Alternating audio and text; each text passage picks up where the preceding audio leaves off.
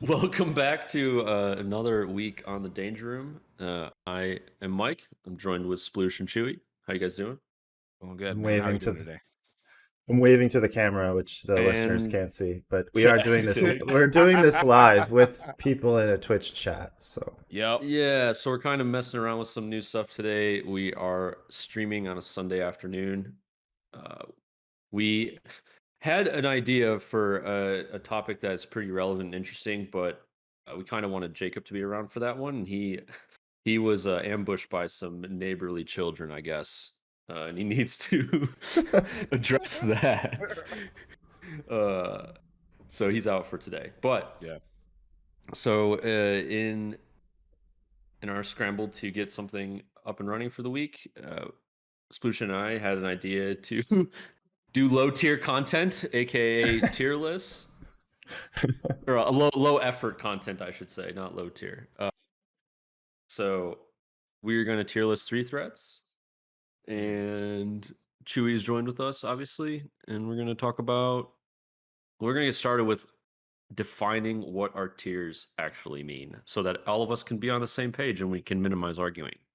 Yeah. okay, so S tier.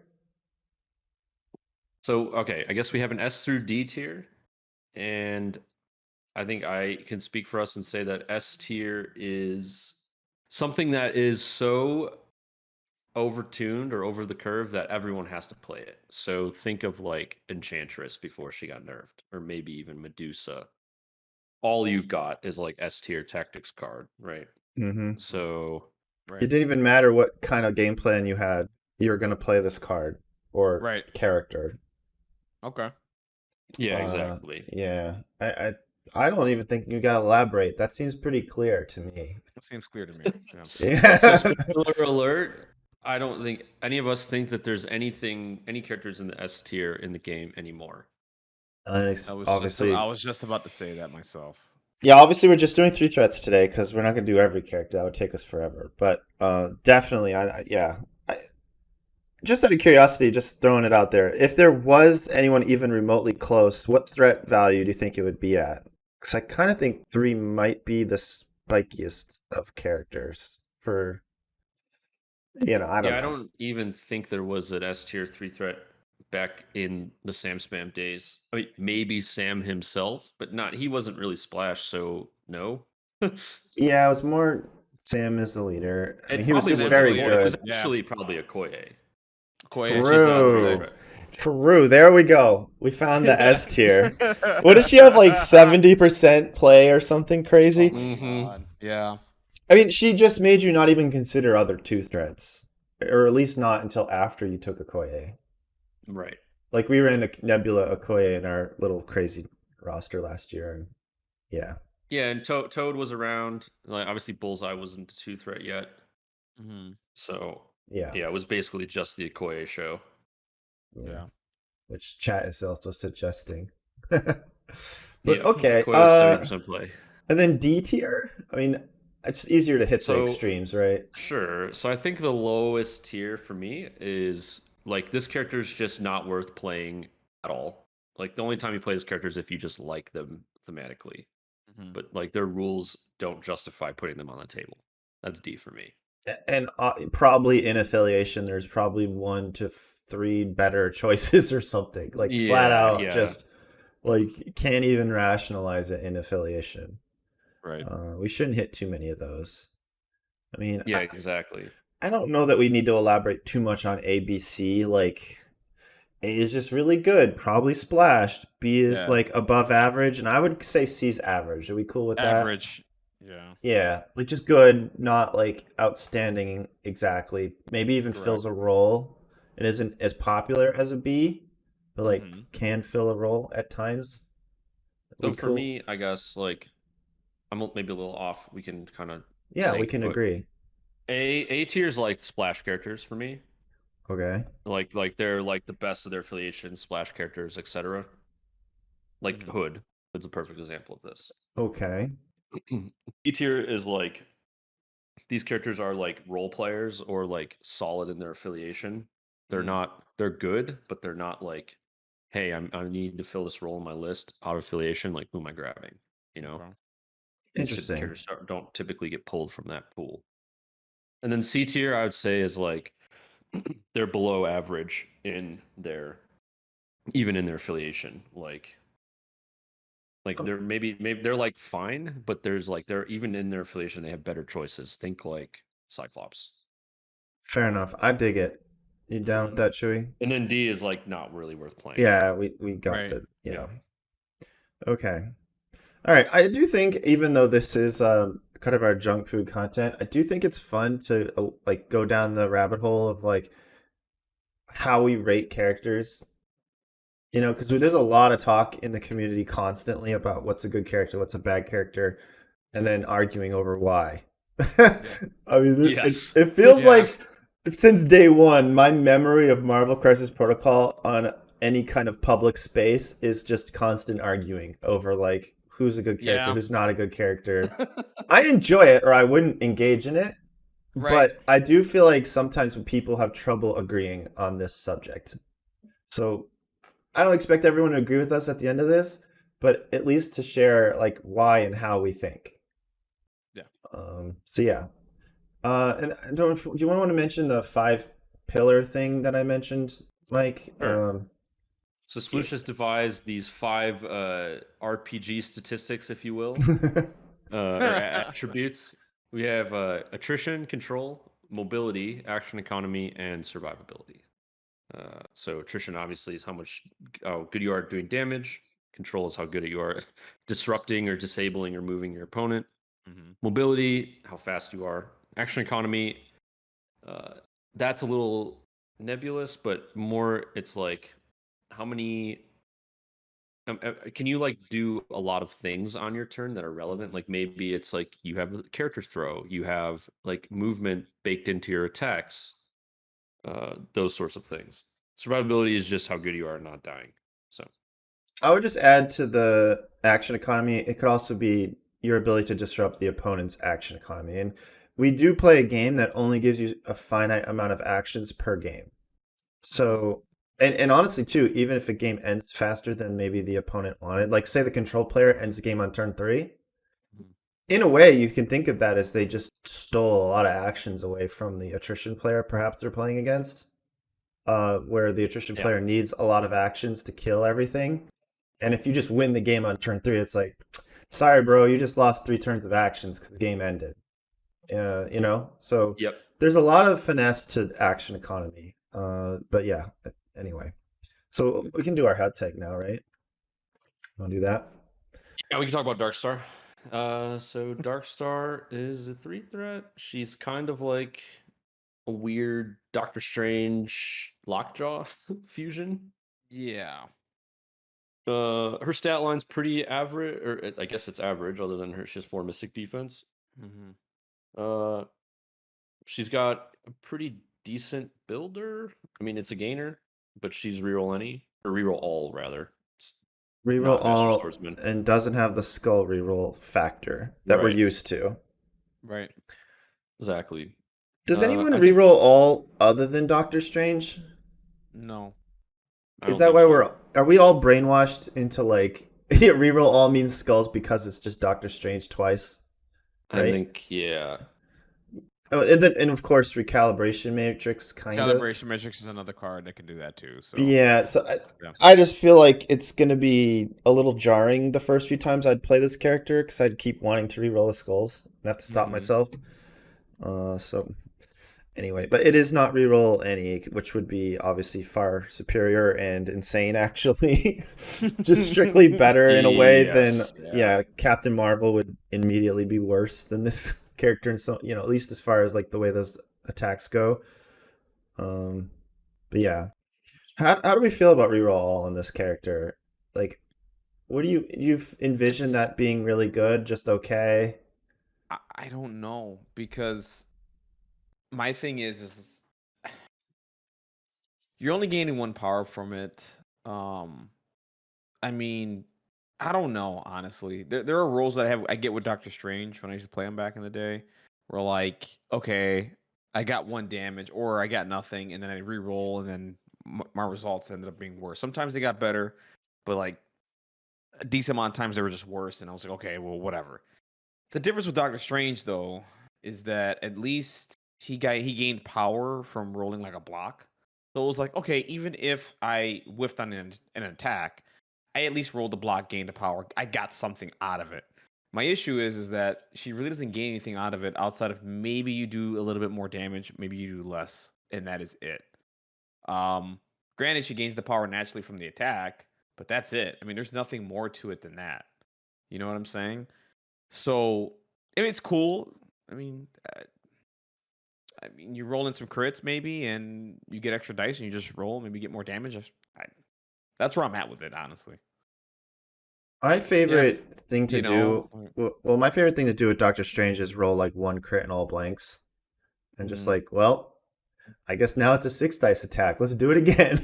You Right, know, right. I definitely look for the crits first, and then from there think obviously about how am I gonna, if you know, about the reroll. And Right. these things tend to be roughly perfect information, so sometimes Mhm. you're like, oh, I rolled 3 hits and they rolled 3 blocks. I probably won't hit them, but let's just try anyway. Try it anyway. Yeah, Uh, basically. and it's just a consistency thing. Like that means this attack should probably do at least 2 damage every time. Probably.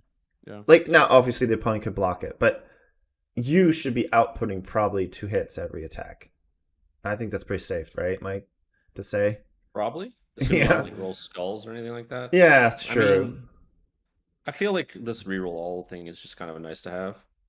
Yeah. I don't know how much it actually helps her output, especially with like skulls crits. I guess kind of neutralize each other. Mm-hmm. So I don't know. I think you're just attacking for the power. It's really all. Any damage you Well, get's nice to have. competitive players want consistency, and this thing is pretty consistent. You're getting a guaranteed power, boom, consistency, and you're probably, like I said, you're probably going to get output 2-3 hits in theory. It should be Yeah. relatively consistent as far as this game can be consistent. Right. Well, the other thing And is to. Oh, sorry. Go ahead. yeah, well, we're going to get to the superpowers, which are a bit expensive. They feel very X-Men-y. I wouldn't be surprised if this character somehow was X-Men affiliated. Just because She might be a mutant in the comics. Is she? I really don't know, but I wouldn't be surprised because it's just one of their things. They have to have 3 power Yeah. superpowers, you know. Right. I mean, it's kind of joking, but like Yeah. you gain a power for turn, and then you get 2 power from 2 attacks, and then you get to use one of your superpowers. So Mhm. Here he is, Sploosh. Darkstar has been depicted as a mutant superhero and a member of various super teams in her career. Oh, there There you you go. oh baby. There Well, you I go. mean, you don't get to be in the X-Men if you don't have 3 power superpowers. It's just how it is. That's So how it is. Yeah. Thing too is the other nice thing about the attack too is that it's energy, and energy defense has been shown to be like average to below average in the game. So she can take advantage of characters that just have weak energy defense, and get that 2 points of damage that you're looking for.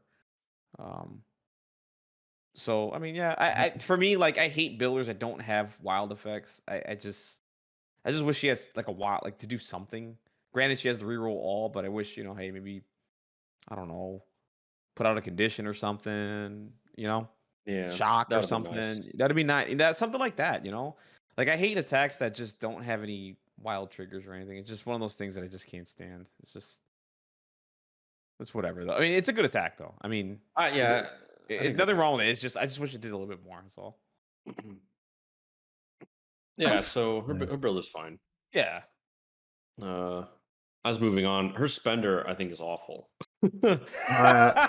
I definitely did like a ew, that's gross face when I read it. It's pretty It's bad. probably the worst part of her card. I mean, I don't even think that's debatable. sure. This Yeah. is really, really bad. Why would you ever spend 3 power on this? It ranged to physical. It's a physical attack. It's 7 dice, cost 3. You can change it from physical to energy, but then all you get to bleed on a wild. That's all it does. Yeah, Why would you 7 dice for ever wild use bleed. this? Blech. Yeah. Range why 2. It's basically a range 2 version of her first attack. Yeah. Yeah. Mm-hmm. And you add Yeah, 2 not dice, good. which 2 dice equals like maybe a hit. Maybe. It's just I don't know. I don't know. That is just such a boring spender. It's why would you ever use it to? Why would you ever be within range 2 with this character? That's the other thing too. Like Well, you don't want to be, but people you make don't want to you. be. Yeah, it's why would it's just not well designed in my opinion. It's terrible. It's a little dry. I don't know. Like Very. you sound kind of negative on her. Like for me, I like the consistency she offers, and she does interesting things. I think No, she does interesting things. We'll get to the superpowers in a yeah. second. I mean, That's where I she's like her more. You know, attack wise, like I love the builder. It's just the spender. It's just like, what the hell do you? Why would you ever Yeah. use it? And why would you ever be within range 2 with a character that has just average defense dice and nothing to help her with it?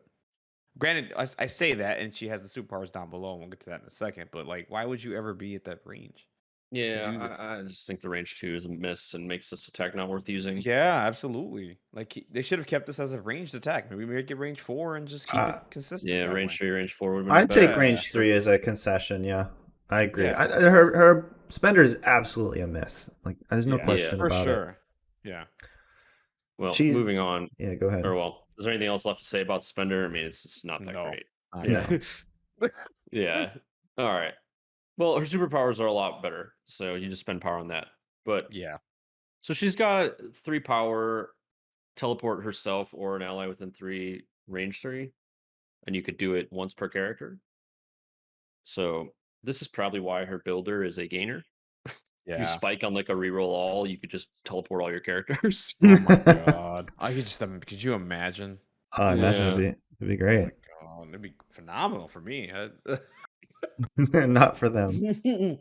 I do think this superpower, I think she's probably night and day better on like Infinity Formula or cubes, or even with Dormammu or with Steve.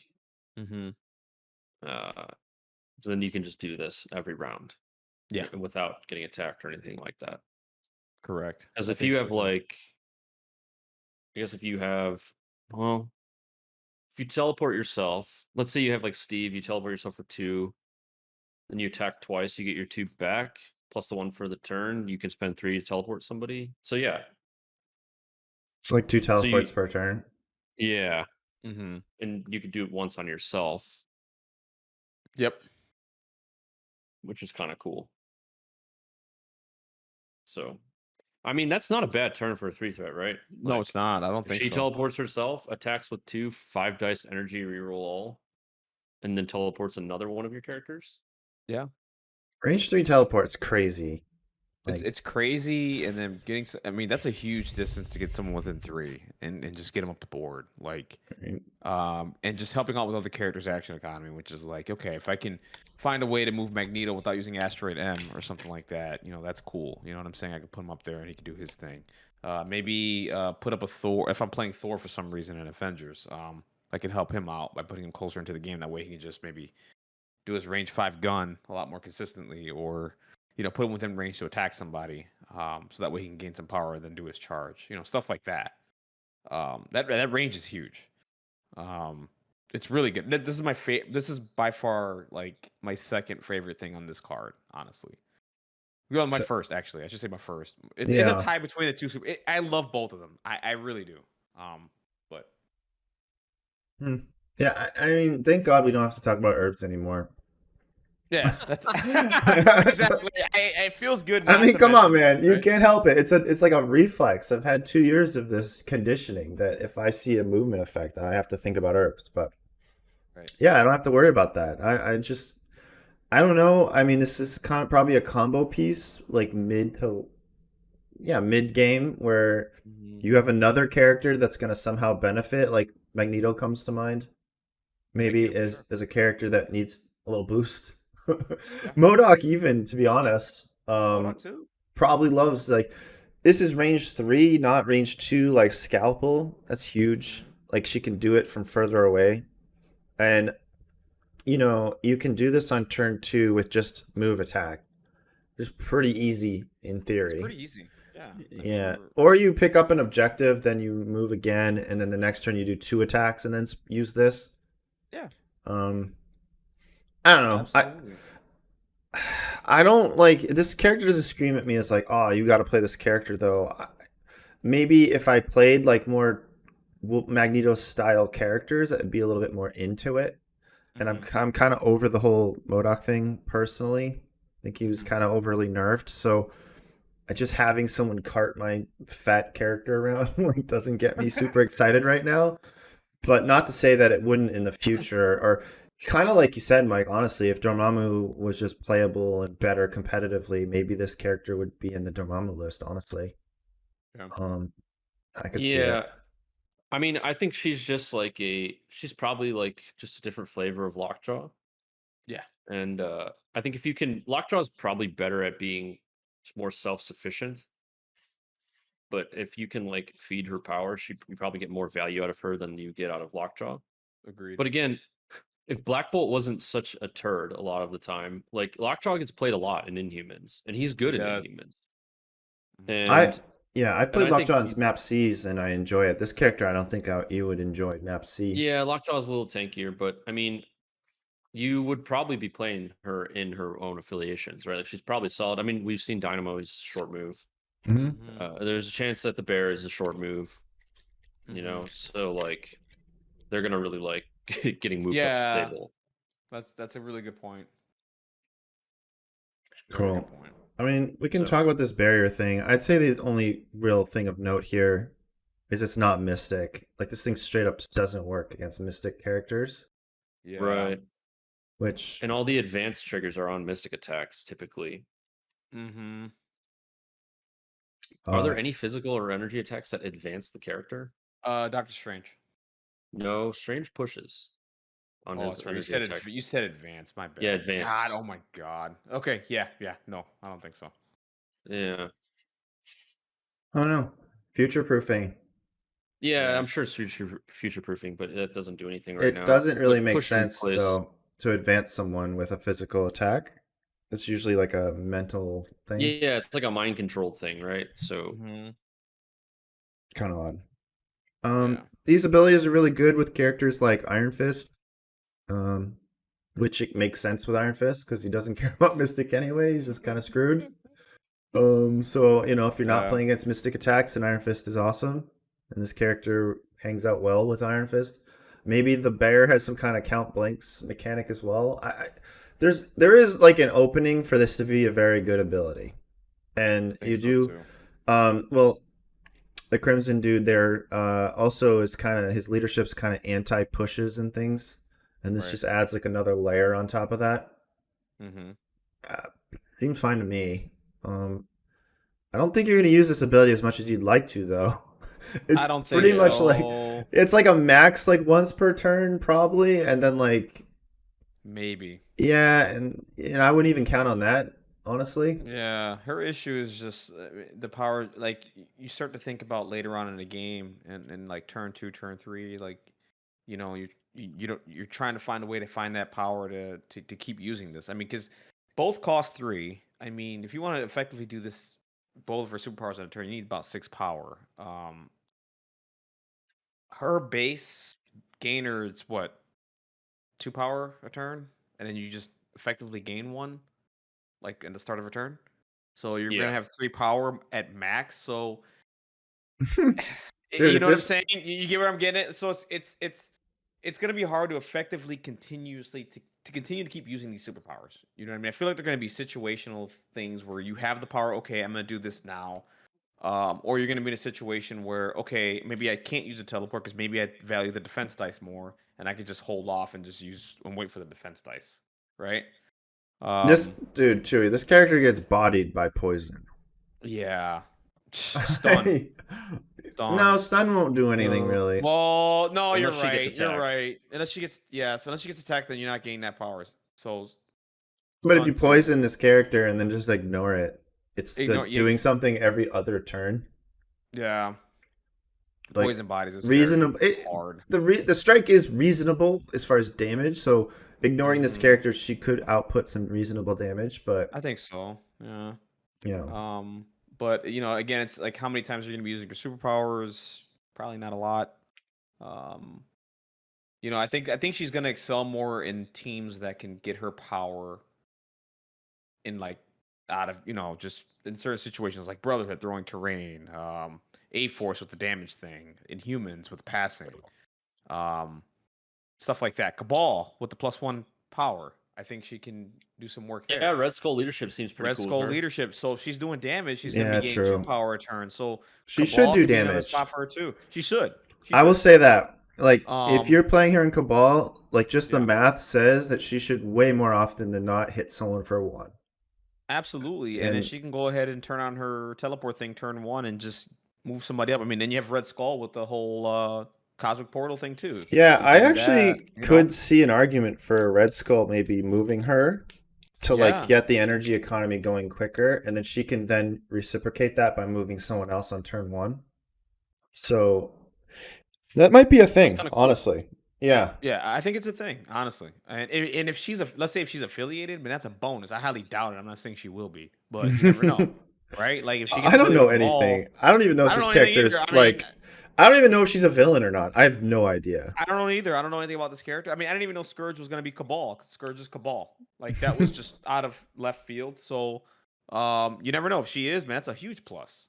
Well, I mean, all Um, the evil Asgardians have been Cabal, right?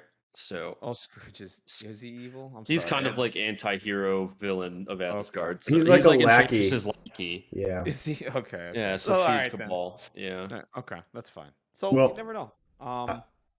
I think we should tier this character, and I do promise the listeners we're not going to take this long with every character. I mean, this is our hot No, take. we're not. But yeah, where do you guys want to fit this character right now? And it is hard Oh. because we don't actually know her affiliation at all. We Or- don't. but she might be in more than one. She's Winterguard at minimum, so Yeah, we know, but we don't know. We've seen the leader, and that's it. I mean, it's just not Yeah. enough information. Right. Honestly, man, I right mean- now. yeah, sure, go for it, Chewie. So I'm gonna put you on the spot. I mean, I was gonna say like B. I I'm put her think- in C. I'm thinking B Beers. personally. Right now, think- it's hard for me to put her. Well, you know what? Put her in B. So She's like borderline Yeah, B, I- C to me. But I And put this her in is B. complete hot take. I've never played this character. I haven't Yeah. played her either, so I don't know. I'm just I'm just going off her kit and where I think she can excel and how effective she can be. So I think B, because you can fit her into Brotherhood and find a spot for her to do something. You could put her in Cabal, find a spot for her to do something. So I think B is appropriate. I think. I think can't go the wrong. discussion you mentioning Red Skull and stuff, it does kind of give me a little hope. If somehow this character's maybe affiliated, maybe not, but that's interesting at least. And then we don't know the Yeah. affiliation, but I have to think that this character functions at least. I mean, I've played with like X-Men when they first came out, and I had to run Taskmaster for like half a year. Okay, so I'm used to like my affiliated characters being like very B style and getting Right. work done, and this character doesn't give me the like, oh, she's useless or anything feeling. She actually feels Right. very average to above average, honestly. She's just does. not very like jump out at you exciting, you know? Exactly. That was my take on her. Like she has some cool stuff. You just got to find ways to use her superpowers effectively and just whatever. If you can find, and you'll be fine. I will just also say her survivability is a little on the low side, but she's got a few is. things going for her. For one, she's got the range 4 attack, okay? Yeah. And 2, she does have that like defensive mechanic that does work on her. She's got the action economy as well. She can use the teleport on herself. She should basically, my point is she shouldn't be like in the thick of it, like right. She shouldn't be like middle gamma point just wrestling with, Right. everybody in the game. She should be probably on the back gamma shooting away and moving characters who are more tanky around and doing things like that. So yeah, Yeah. I'm not as caught up in her survivability because of the fact she's a range 4 attacker. Right. And you just I have to also play her. seems like Yeah, the go rest ahead. of Winterguard is a bunch of frontliners. It seems like, right? Yeah. So they kind of need someone to sit in the back, like Shuri, which is what her role is. Yeah, Shuri, Storm. I mean, there's a lot of like these random characters in affiliation that are expected to even Miles in a way fills this like hang out in the back role for a while. And maybe Mhm. mid game he jumps in and gets a little more crazy. But in the beginning of my games, that's how I run him. So yeah, these affiliations have characters like that, and she fits that role. So. Yeah, they do. Mm-hmm. But Cool. okay, let's actually do this tier list, guys. All right, moving Let's on. go. So the first one is Ant-Man. Ooh. Anyone want to talk about Ant-Man? So I I'll think talk. Ant-Man is really great. He is very mobile, does a lot of damage. He's really great on secures. He kind of sucks on extracts. But he's really good at hunting people down with extracts. So he's kind of like, I feel like he's kind of like 3-threat Nebula a lot of the time. Hmm. I think his tactics card is also his tactics card is pretty good, especially since like the opportunity cost to bring it is pretty low nowadays. It's like Pim Particle or something. Yeah, Particles. it's like Yes. you like choose an ally or himself, and then you can like throw a size 3 medium from one of those characters. You get to choose And which one. It's like because you could throw it from the it's other character, I right? don't know if it's from the ally or not. I have to double check. I But think it is it's from the it's like a ally. size 3 throw. It's Yeah. pretty good. It's pretty good. Yes. I think he's inside. I think he has to be in range of the thing, and then he throws it to the other person. The other person throws it though. It's like range measured from the other I think- character. Okay, he's got to be within. He chooses someone within 3, and then you choose a terrain feature within 3 of that character, and they throw it medium. And size 3 terrain. Okay, so that the That's character like pretty far. that's very It's far. Very far. It's Yeah. very far. I think the problem for Ant-Man is, and this is maybe a good way to start this podcast, is are we really gonna count like affiliation value? Because it's awkward for this guy. He is not really wanted by his affiliations. I think you can make an Well, argument. he's only that, Avengers. It's only well, Avengers. That's the sure. issue. I mean, well, there's 3 leaders with Avengers. Yeah. I mean, I was gonna say Sam kind of likes him, but then like so many other characters kick him out. But maybe they're wrong. I mean, maybe people need to be playing this Pim card because he can be played out of activation and it's got some power. And tactics cards have been watered down a little bit.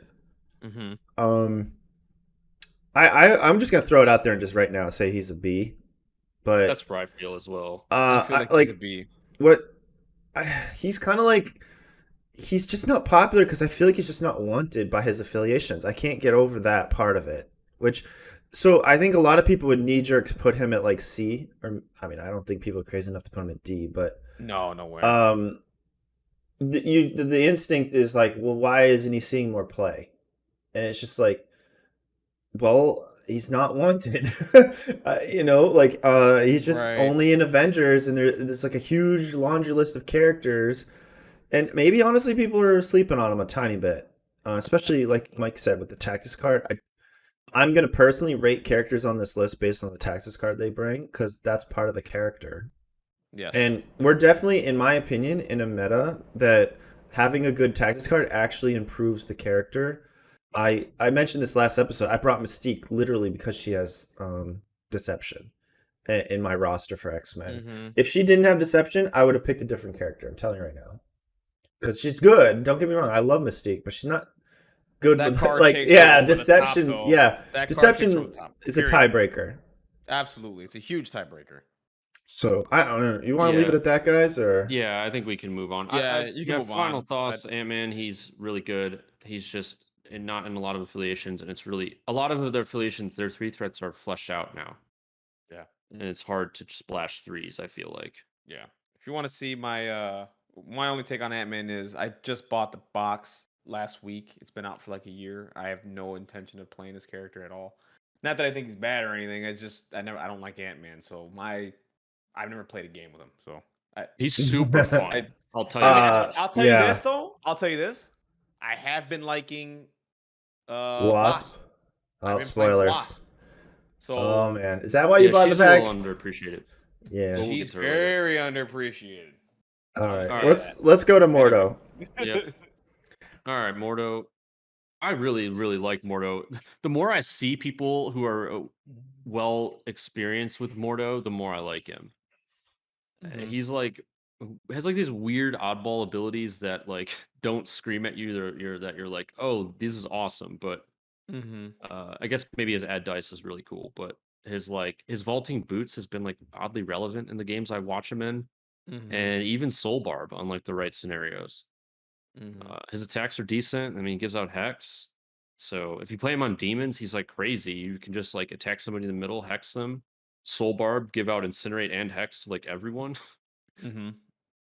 Yeah, he's a fun support character with his ability to have extra power and then do things. Advanced R&D kind of restricted and all that stuff now, but Right. he was kind of an enabler. Mordo is definitely a support character, and support characters haven't had a great like history in the game.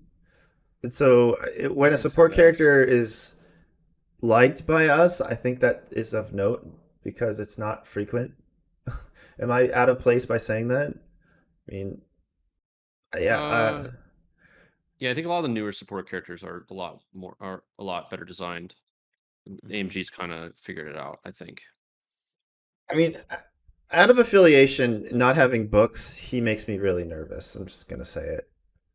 I He's mean, actually like not that much more durable with books. I mean, he has 6 health, which is a big thing for him. Mm-hmm. 6'5". Yeah. Yeah. Hmm. You just have to be careful where you play him and just be cognizant. Hey, listen, against physical attackers, he's not the most durable. So you just have to be careful. Sit back with him. Gain your power. Like me, like I tried him out in Brotherhood a couple of months ago because I was trying to find. Someone mentioned it in the chat. Budget Thanos. My mindset was, okay, can I get the same out? Granted, it's Thanos. I'm not gonna get the same output, okay? But I'm just saying, like, how can I do it for 5 less threat and I can fit in somebody else? Was my mindset. And the way I was using it, it worked well. I mean, honestly, he had 4 or 5 power. Let me just do the math here for a second. Break a terrain, give him 1. He was at 2. He does his charge up. Yeah, so he was at 4 power, turn 1. And all I did was wait and get characters in position and then have Mordo sit back. And the other thing is too, I have magnetic refraction, so I can make him a little more tankier if they want to get to him.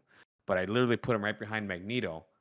And whenever I need that boost dice to go to 8, I just give it to him. Now, granted, the downside is that you gain bleed, I believe, or damage. I don't remember. You take What a is it? damage. You take a damage, yeah. So Yeah. yes, so you take a damage. That's the downside. But with refraction and Magneto having plus dice and all that stuff, he should be okay. Because getting that Hmm. +2 dice on the Magneto and just nuking a character is amazing. With rerolls and everything like that, is just phenomenal. But again, you have to just be you have to understand that, you can't put this character anywhere. You have to be really cognizant where you put him. And if he's in a position to succeed to help you out get that plus dice on certain characters that need it, he's really effective. And I like them in Brotherhood, honestly. It worked out well like I thought. And it's something I need to revisit at some point later on down the road. Because I'm playing far less. I've never played Thanos with my list. He's been in my list, but I've never played him, never fielded him. But I like what more. On top of that, the handing out conditions thing too is amazing. I'm going to be playing Demons Downtown, so he fits there too. So those are my thoughts on Barimoto. Honestly, I Yeah.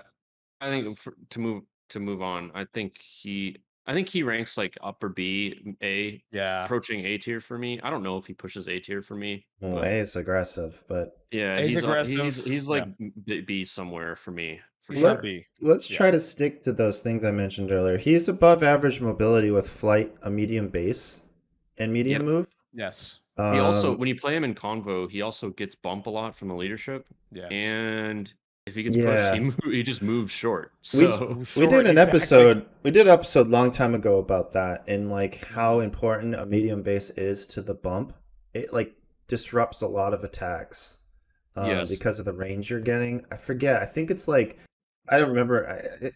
I think it's something like if it's a medium. No, only large base can disrupt a range 2 if you're base to base with someone.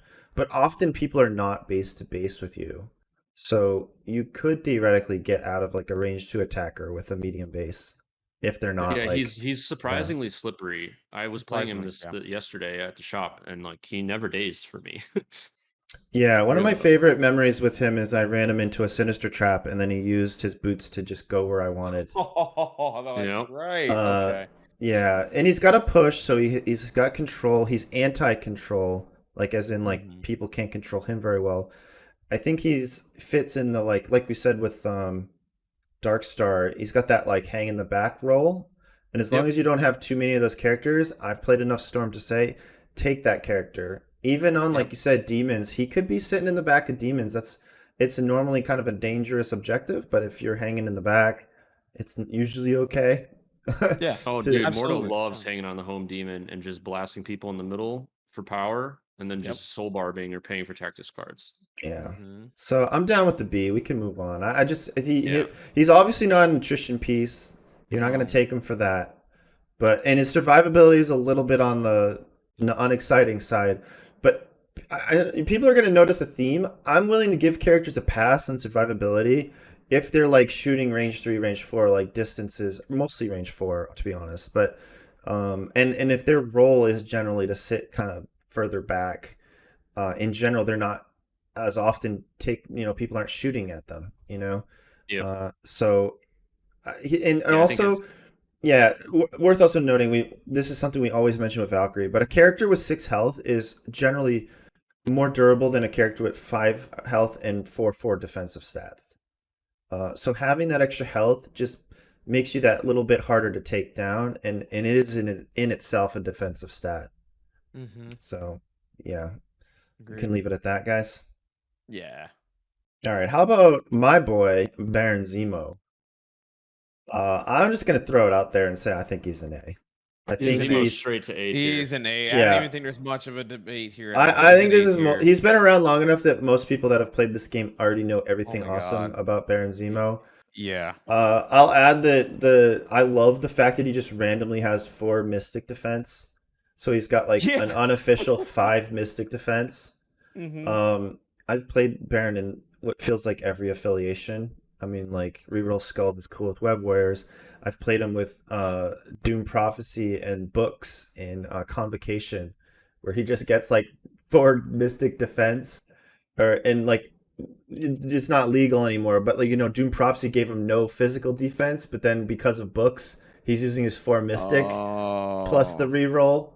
And so like I don't know, man. Baron Zemo just randomly is like so awesome for like even things that maybe aren't as frequently discussed. Yeah. He's His action he's economy is off the just charts mobility. He's off the charts like action economy. Yeah. He has great defensive tech and just above average survivability. He's a attrition piece. His one crime and the one reason he's not S tier is he cannot play control at all. It's like the Correct. one thing that makes him not like the most busted character in the game. Correct. Yep. All right, we've talked about Zemo a lot. Yeah. We know. All right, Beast. We don't need Next to up is continue that. Beast. I think for me, Beast goes to B tier. I like Beast. I think he's a great role player, but he's not good all the time, and you don't really see him a whole lot outside of affiliation at all, really. But Yeah. sometimes you pull Mutant Madman, sometimes you need him for his throw and his mobility, and he's pretty good there. Other times he just gets blown up by energy dice or something or whatever, and he just doesn't really make a lot of sense. Yeah. He really Or, like, needs the X-Men cover for that 2 Mystic or 2 energy defense. Yeah, Yeah. he does.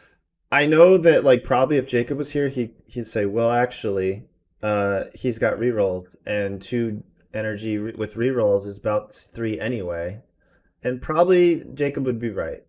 But you know what? I hate 2 energy, and like Yeah, I sometimes you never don't liked have 2 energy. power, and sometimes you roll like a skull or something. 2 energy still sucks. But he feels great in X-Men. I still play him in my current roster, and believe me, there's a lot of other choices I could have gone with. But Beast has the throw, so he can control people. He's survivable. He's fast with the medium base. His medium base helps the X-Men do the jumping thing. He could be an Avenger, but he gets a little outclassed. I think people probably sleep on Beast. In fact, I think that the guy Blair that I keep mentioning lately, he ran Beast in his Avengers roster. I'm almost positive. I mean, 1 power throw. Come on, he's fast and he throws. You could do double move, 1 power throw somebody off of back B. I mean, like, I don't know, man. Sometimes I think people sleep on Beast. I just played my game this week in the league, and I brought Beast over Domino, and that was even on Deadly Meteor because I was playing as Brotherhood, and I just having that 4+ reroll defense against Brotherhood who throws shit. I was very happy about that, and they do a lot of physical attacks. So, Yeah, they I do. mean, Beast is money against throws and physical attacking teams in general. So, Mhm. yeah, I don't know. I don't know. Maybe we're killing. Beast is just really, really good. His only negative, other than the energy we mentioned, is the forced teleport on his attack. I've had games where I just don't attack because I can't afford to get that wild to roll out and ruin my plans. Yeah. And it kind of sucks. I kind of hope AMG fixes that someday. But So chat asks if he's only ever affiliated, then why isn't he C? So earlier in the cast, B tier is like good affiliated characters. Think of C tier as like they characters that don't even get picked in, or like they're suboptimal picks even in their own affiliation. yes, So Beast is never a suboptimal pick in his affiliations. It's just whether or not he's a good pick for that game or that matchup. right. And Mhm. yeah, which makes him a little bit unlike, I don't know how you said it, kind of like kind of like a counter pick or like good on certain. You said it better than me earlier. I can't remember Yeah, the like if you pull like terminology. Mew and Madman, like Beast is awesome. Yes. Right. But then if you pull like spider portals, you Spider might, Portals He's is not pretty yeah, good. sad. yeah, Yeah. you might have to pick someone else in affiliation. I just think he's good enough when he's good that it overshadows the times he's not as good.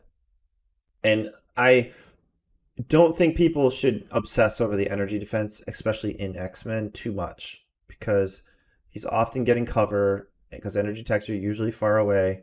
There's not many characters that actually attack you with energy very close. Like it's mostly like Killmonger and like Rogue or something. Yeah, and he can still re-roll his energy dice, and Exactly. he's got 6 health. So Anyway, good power yeah, economy. Yeah, he's just an overall good character. We can yeah. move on. Looks like Black Cat's next. Black Cat is next. Felicia goes straight to A tier for A me. tier, A Yeah. tier, possibly borderline S, but I would put her at A tier. No, S would be crazy. S is crazy. But A tier. But I would say she was S like last year. No, I just think she was I hyped think enough to feel S, but she that's never. what I'm saying. That's what I mean. Like the hype was real. I for think her she always last has year. been A, and when she's Mhm. good, she's real good. I mean, Yeah, I got her at A though. the 100%. legacy Yeah. virus, like all according to plan, like steal the game, ultra win thing is Mhm. awesome, but I don't. That's like also just a tactics card and affiliation. There's a lot of things going on there for Mhm. that to all work out. Right. And that really only works because like Kingpin let you throw stuff onto her. But True. so that's not really like her exactly. But Mhm. the things that are notable, she has high mobility. She doesn't really play the control game at all, but she's also scoring UVPs in a very unique way for the control teams. So it's debatable. Like we use the word control as generally meaning like you throw or push or advance someone, right? But she's Mhm. got this weird like, oh, I just steal your VPs from like like think about it. If you push someone off a static secure, Mhm. that's control, right? But if I Yes. just steal and extract from you, is that not also really control? Right? I mean, you're controlling Yeah. an extract. Yeah. So You here, are. I've played a lot of Black. To speed this up, because we have tons of Yeah. 3 threats, right? To speed this up, I've played a ton of Black Cat. What Black Cat does is she creates like she has like this inertia or like a velocity towards tempo, and like as soon as she reaches power, she creates like this situation your opponent has to play around or just lose it to VPs. Yeah. So like, because she can just hang out. A lot of times you just double move her to the middle of the table, and then it's like R&D her round 3. Now she's got 3 power. She can go either side, take something, and leave. And she just creates like this VP pressure for your opponent a lot of the time. And Yeah. and I then on just the backup, she can just spam stagger people like Magneto or Maw or something. Mhm. Yeah, and I think the stagger spam is the action economy discussion where she herself maybe is average-ish on action economy, Mhm. whatever. I mean, she has her little bounce hop thing, but rarely are you doing like a hop because you want to claw slash someone. It's probably because you want to steal from someone. But the biggest thing is she's stealing your opponent's action economy, which I think is really interesting and a unique way of looking at action economy. Just stagger spamming a higher threat character. It's a trade for you. The Black Cat player is getting a trade up on the opponent with action economy. So I Yeah, think that's just really interesting. But yeah, we cool. can move on from that. I Black think Cat's awesome. fits Cool. A. Yeah. Yep. Yeah. Agent Widow. Set? Agent No, Widow's wait. next, I think. Oh yeah, she's Black the Swan's 4. the 4. Yep. Yeah, Yeah, yeah. yeah. Agent Widow. Sorry, I don't recognize them as much. Widow. Widow. I mean, she's got stealth. She's got the rapid fire. She does have that interrogate, which can net you a VP. On paper, she doesn't seem Yeah, I think Widow goes to bad, C but tier like, for me. She is playable in her affiliation. no. She has interrogate, which is an awesome superpower. Yeah, it is. But it is hard to justify her over other choices in her affiliations, I think. I think, yeah, when Shield came out, everyone's like, we gotta try her again. And then in my opinion, I'm open to being wrong. I think everyone has elected to not go that route. For whatever various reasons. Yeah, I don't know. Yeah, I don't think she's not unplayable. She's very playable, but it's hard to justify her over the other characters. options. Yeah. I personally am thinking like when you take even like some kind of rapid fire spam, you're gonna like want like a Punisher over her. Punisher has that like action economy with the free movement, and then they both have rapid fire. They both have the rapid fire that always happens, right? They don't have like the mutant version. Yeah, it's her, Punisher, and Sin. Yeah, so that is nice, but 4 physical defense is nice. Stealth is nice. I just think she keeps getting outclassed. And that's unfortunate for her. She just doesn't do enough after interrogate, in my opinion. Yeah, interrogate is like the best thing about her, and everything else is just eh. I don't even like using her other attacks, so just the rapid fire either. This is probably, But yeah, I guess we can leave it there. Okay. Next up is Sam. Sammy boy. Sam goes to A tier for me. Okay, I want to say so good. B. I will say B because I've never really seen Sam played outside of his affiliation. Really, so that's what I was gonna say. Chewie, you literally. I was gonna say the opposite of that. I think he might get A because he gets played out of affiliation. I know it's crazy. Yeah, like first of all, weirdly, he's combos with Steve now with the whole Steve Vengers thing. You do like the double leader thing, and then there's a versatile strategy. Versatile strategy. Yeah. I think in a weird way, and honestly, even before versatile strategy, like I know like Art was playing tons of Steve with Sam. Like I do think we need to redefine what dual affiliation even means anymore because we have so many double leaders in affiliations. But just the fact that he's actually really good with Steve, even if you don't play versatile strategy. Yeah. Sam, I mean, he's got an amazing leadership, right? He's a long move, charge, flyer, like pushing. He can push like 4 characters. Like he's sick. He's sick. He's sick. It's just where I have the hold up is like in his leadership. Yeah, I mean, A tier. That's not even under Steve. Blair was telling stories about how he was doing like 1 power charge while he was doing like first of all like teleports. We forget this guy has like the like Red Skull airlift. Yeah. Never mind airlift, which is a whole different discussion. But then doing like turn 1 charges and hitting characters, pushing that character back and then ricocheting into a deployment zone character. That's when you're getting to nutty land, because that can happen. You can push someone off map B into a deployment zone character and then push a character beyond the deployment zone. Yeah, Sam's great. He's A tier for sure. Oh, and cover is irrelevant. Line of sight irrelevant. Line of sight's irrelevant. Yeah. X-Men sad. But yeah. Anyway, okay, we'll go now. Next up is Clea. Now another character we can discuss. That was the fastest D tier I've ever seen in my life. You didn't even should we just put this character here? Normally I hesitate. I have no hesitation. You guys are gonna have to convince me. No, there's no convincing for me. The character okay. The character, whatever. It just doesn't add much, honestly. She's a worse Red Skull, in my opinion. She rolls the dice just like he does. He does the whole teleport thing. I think it's even a range less too. I think it's range 3 instead of range 4. Her attacks are meh. She's immune to incinerate. I've seen her played in convocation once. Outside of that, she sucks. She's in D tier. Yeah, so unfortunately I wanted to like Clea, and like all of her abilities like the ideas behind her abilities and her attacks seem fine, but then you Mhm. realize that she basically always operates at range 3 with everything she does, Mhm. and that's where the problem starts because I think you have to have range 4 area of influence to be a backline character. Mhm. Yeah, even Red Skull has a Agreed. range for energy Red Skull attack. has it. Yes, he does. Yeah, so that's been my experience. I've played Clea probably a handful of times. A lot of times, yeah, she can like gain power, move somebody, and then move to a point. That's like a decent round 1. But then after that, she just is never in range to build or anyone. So you're just like, cool, I'm gonna gain power and then maybe move another character, and then what am I doing with my other action? Because I have no power again.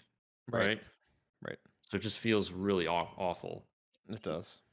Her spender's just not good. Like 6 dice for 3 power, and you just have like a bunch of hard triggers to hit. Yeah. Ugh. I mean, we're gonna say below average survivability, also kills herself. Killer. I was just about to This mention character that. needed a range 4 gainer and 6 health, I think. Yes. Yeah. You gotta build in the fact she's killing herself. Right.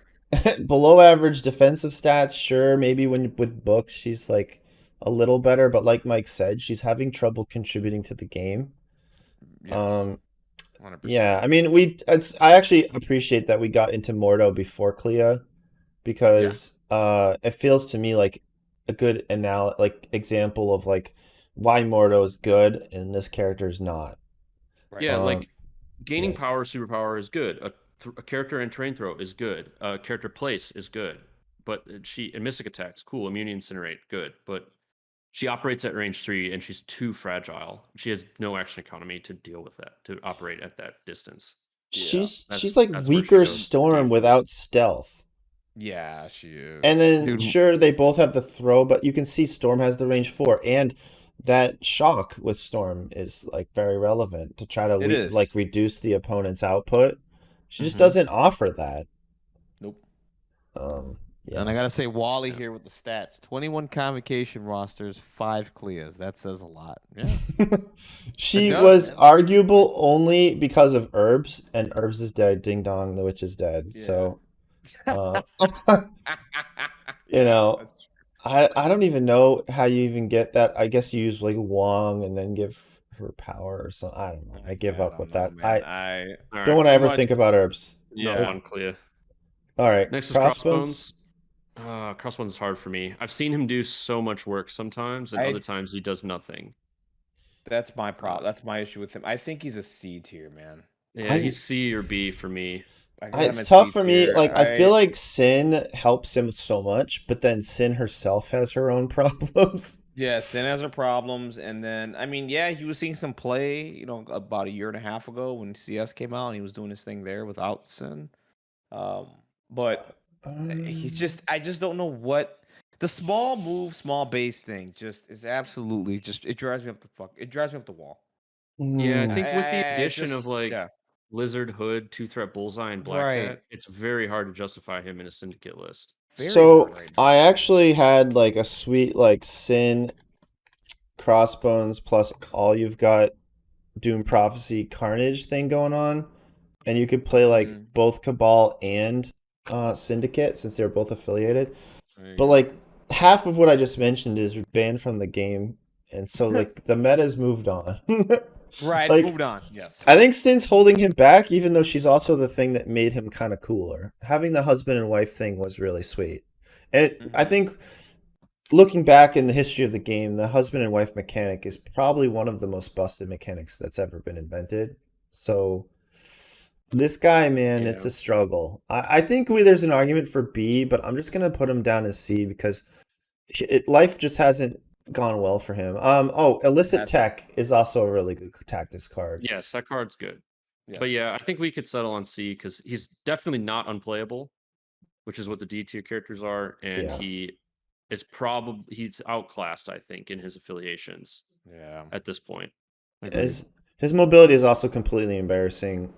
Please, Andrews, Yeah, just stop. his mobility is just kind of RNG later on, where he needs power. Because if you can like do overpower chains, it's pretty good. Like he's pretty quick, but you Yeah. need like the characters to be there. If you need him to like just pivot to another point without having anyone to attack, he's slow as hell. I've done that to Mysterios and Crossbones, and sometimes in the same game, where it's like map B, and I like completely shift the game to the opposite side, and it's just like now they're just stuck because Yeah. somebody's got to score the VP. They just can't rotate fast enough to do anything. So, anyway, we Yeah. can move on. We can move on. yeah. Yeah. How about Crystal? Ooh. She is a tough one, man. Part of this, I think, to be fair to her, as an asterisk, Inhumans are not great right now. Right. I think she even struggles in Inhumans, unfortunately. Really? I think Crystal is actually a decent character. She's probably a B tier for me. She's definitely playable, and you can kind of like flavor. You can bring her if you want. Like Yeah. she's really good with special delivery in A Force. True. Long mover. And her tactics card is pretty cool too. What's the one that she has? her texture is very good. That's true. It's Elemental very Fusion. good, man. Yes, Elemental Fusion is amazing. The fact that Yep. she can deny you from clearing conditions as well, as Yep. long as you're within range 3 of her, is sick.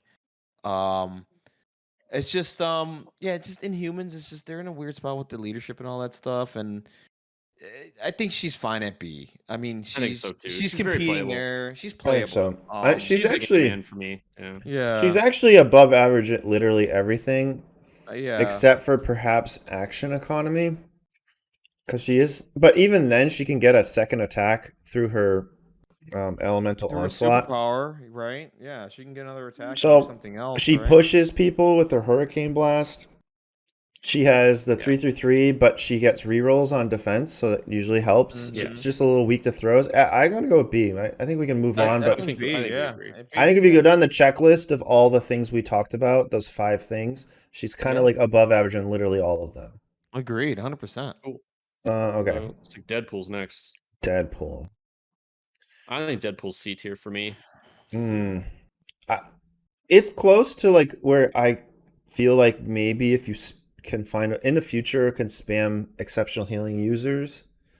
It's just so awkward. The fact that his guns don't gain any power at all. That's annoying. It's so annoying. I don't understand why it doesn't get any power. I don't understand why it's not a gainer. Like, do you really think you're gonna hit bang bang bang bang like often? I just Especially with think how crappy Cable's leadership is. my Like, I don't understand the design. I'm sorry. no. I get it. I just wish he had gained 1 power on the first shot, and then the bangs don't get you power. I think that immediately solves his problem. I remember thinking his bang was overpowered, and then freaking Moon Knight came out. And Moon Knight just freaking gained power like a savage at range 4. I was like, wait, hold on a minute. You can't tell me this one's too good and then give me this. Give me this. Yeah, exactly. Yeah, I agree. I don't know. I think Deadpool struggles. He doesn't really have a lot to do on his card. No, he I mean, he doesn't. can maximum effort's a good spender. His Merc with a Mouth is decent, but he's almost never like building power because his guns just don't give power. Yeah. So unless you're like sorting people, which is rare. He's too fragile to do that a lot of the time. So he's average mobility.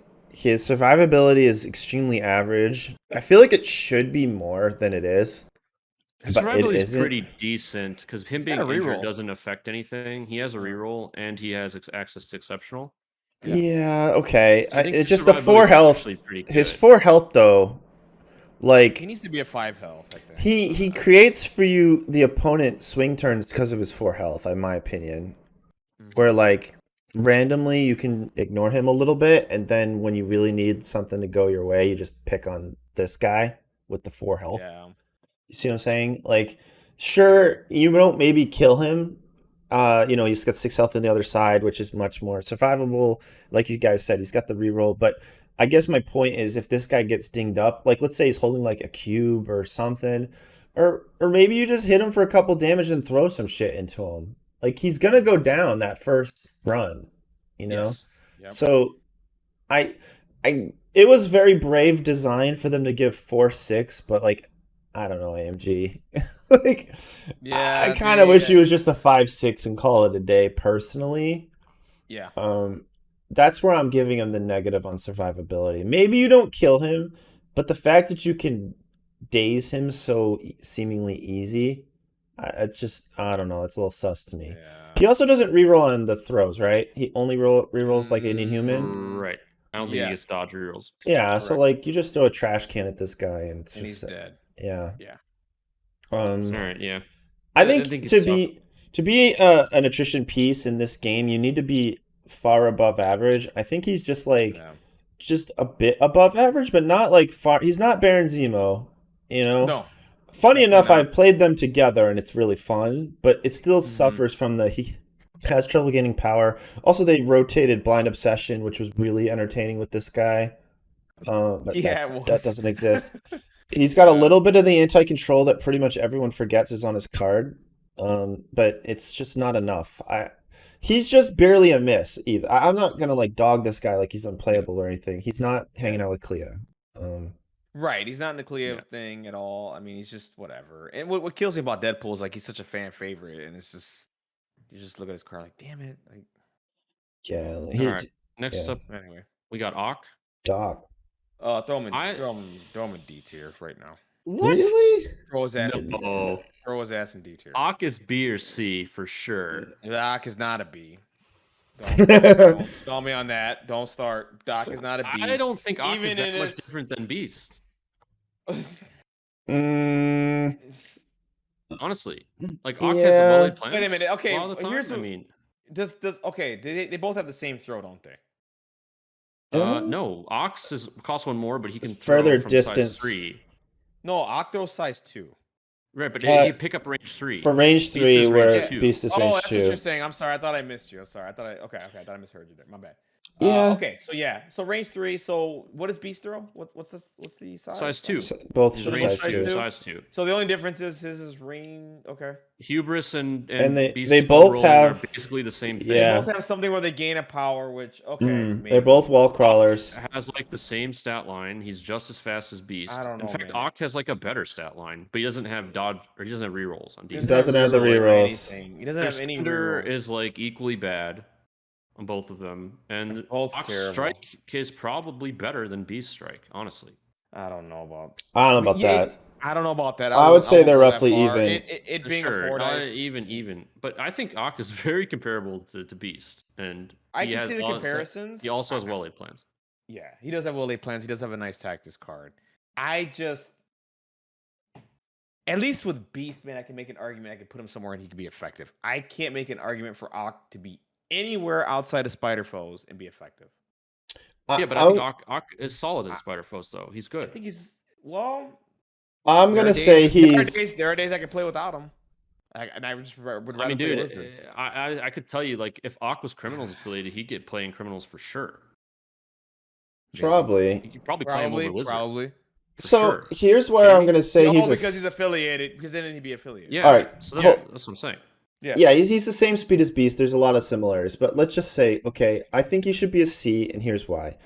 Okay. The 2-power throw on Beast is better than 3-power throw. I get it that Yeah. this is range 3, but 2-power versus 3-power, we know there's a big difference there. That to me is alone, and then Beast does have the rerolls, which includes throws, and so Beast is definitely more durable. I mean, you roll 4 physical dice, then you get full rerolls or whatever with the power you have. I mean, Mhm. it's just better, man.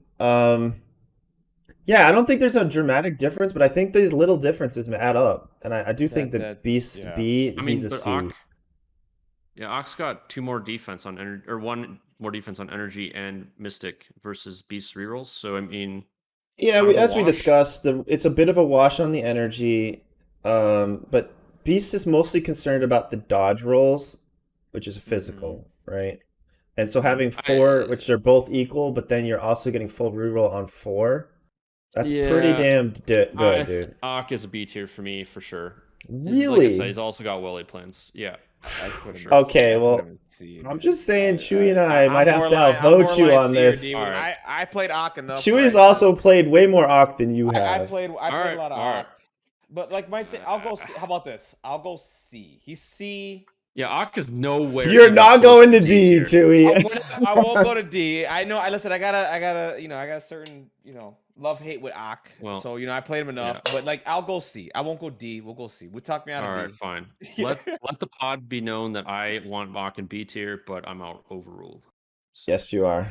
No He's problem, man. never Splash, but to be fair, neither is Beast. So Yes, correct. yeah, that's true. yeah, B's a little too generous, I think. Yeah.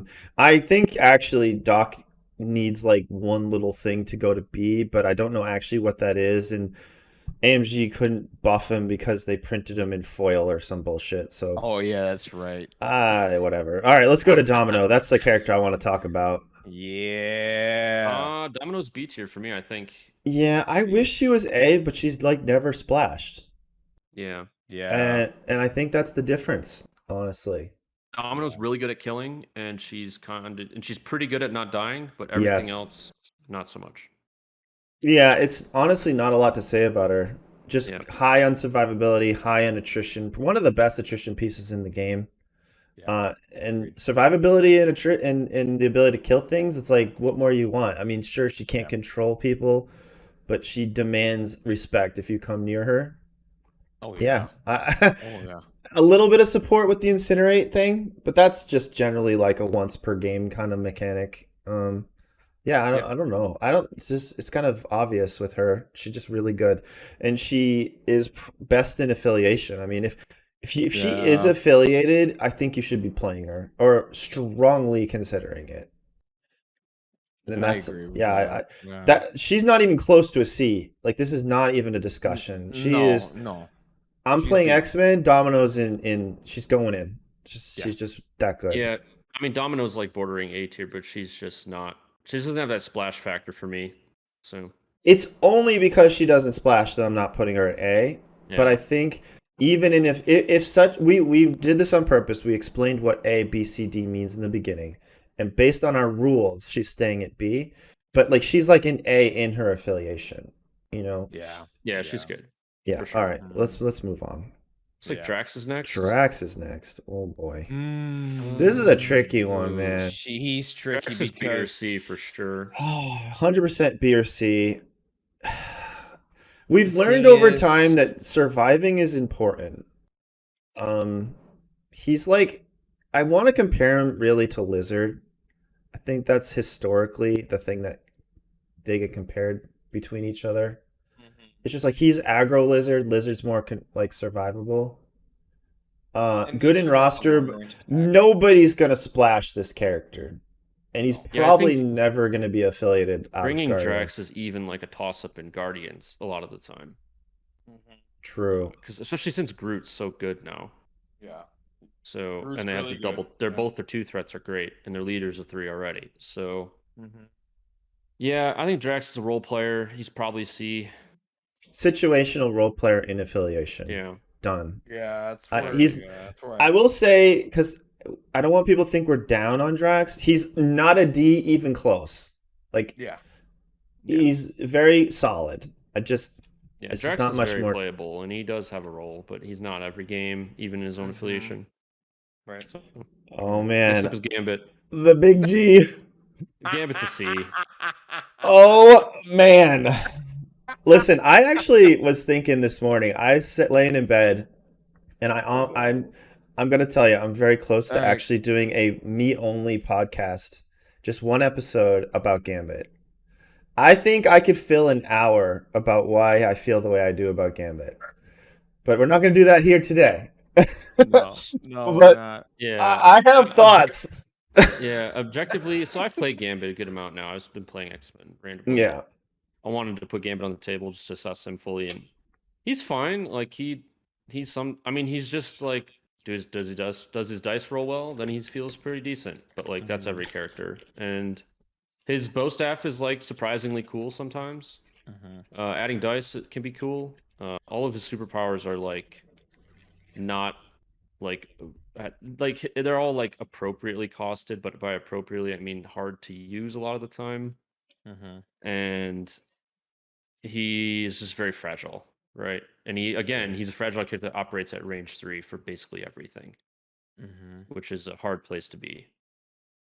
And I think there are other 3s in X-Men and potentially Brotherhood that outclass him. I mean, Brotherhood really just have Mystique at 3, right? No, Quicksilver. Quicksilver 2. Quicksilver, I choose Quicksilver over him personally, but yeah. I can I would more choose see Quicksilver the over him, argument than to not pick Quicksilver because you could theoretically throw power on Gambit. The thing is, if you're playing Magneto, I don't see you playing Gambit, so that No. negates the argument that he'll have power with Brotherhood. Exactly. Yeah. I think Gambit's safe at C. He's definitely not the best in his affiliations, and he's not unplayable either. So Yeah. No, I have he my is the very definition of average in this Yeah. game.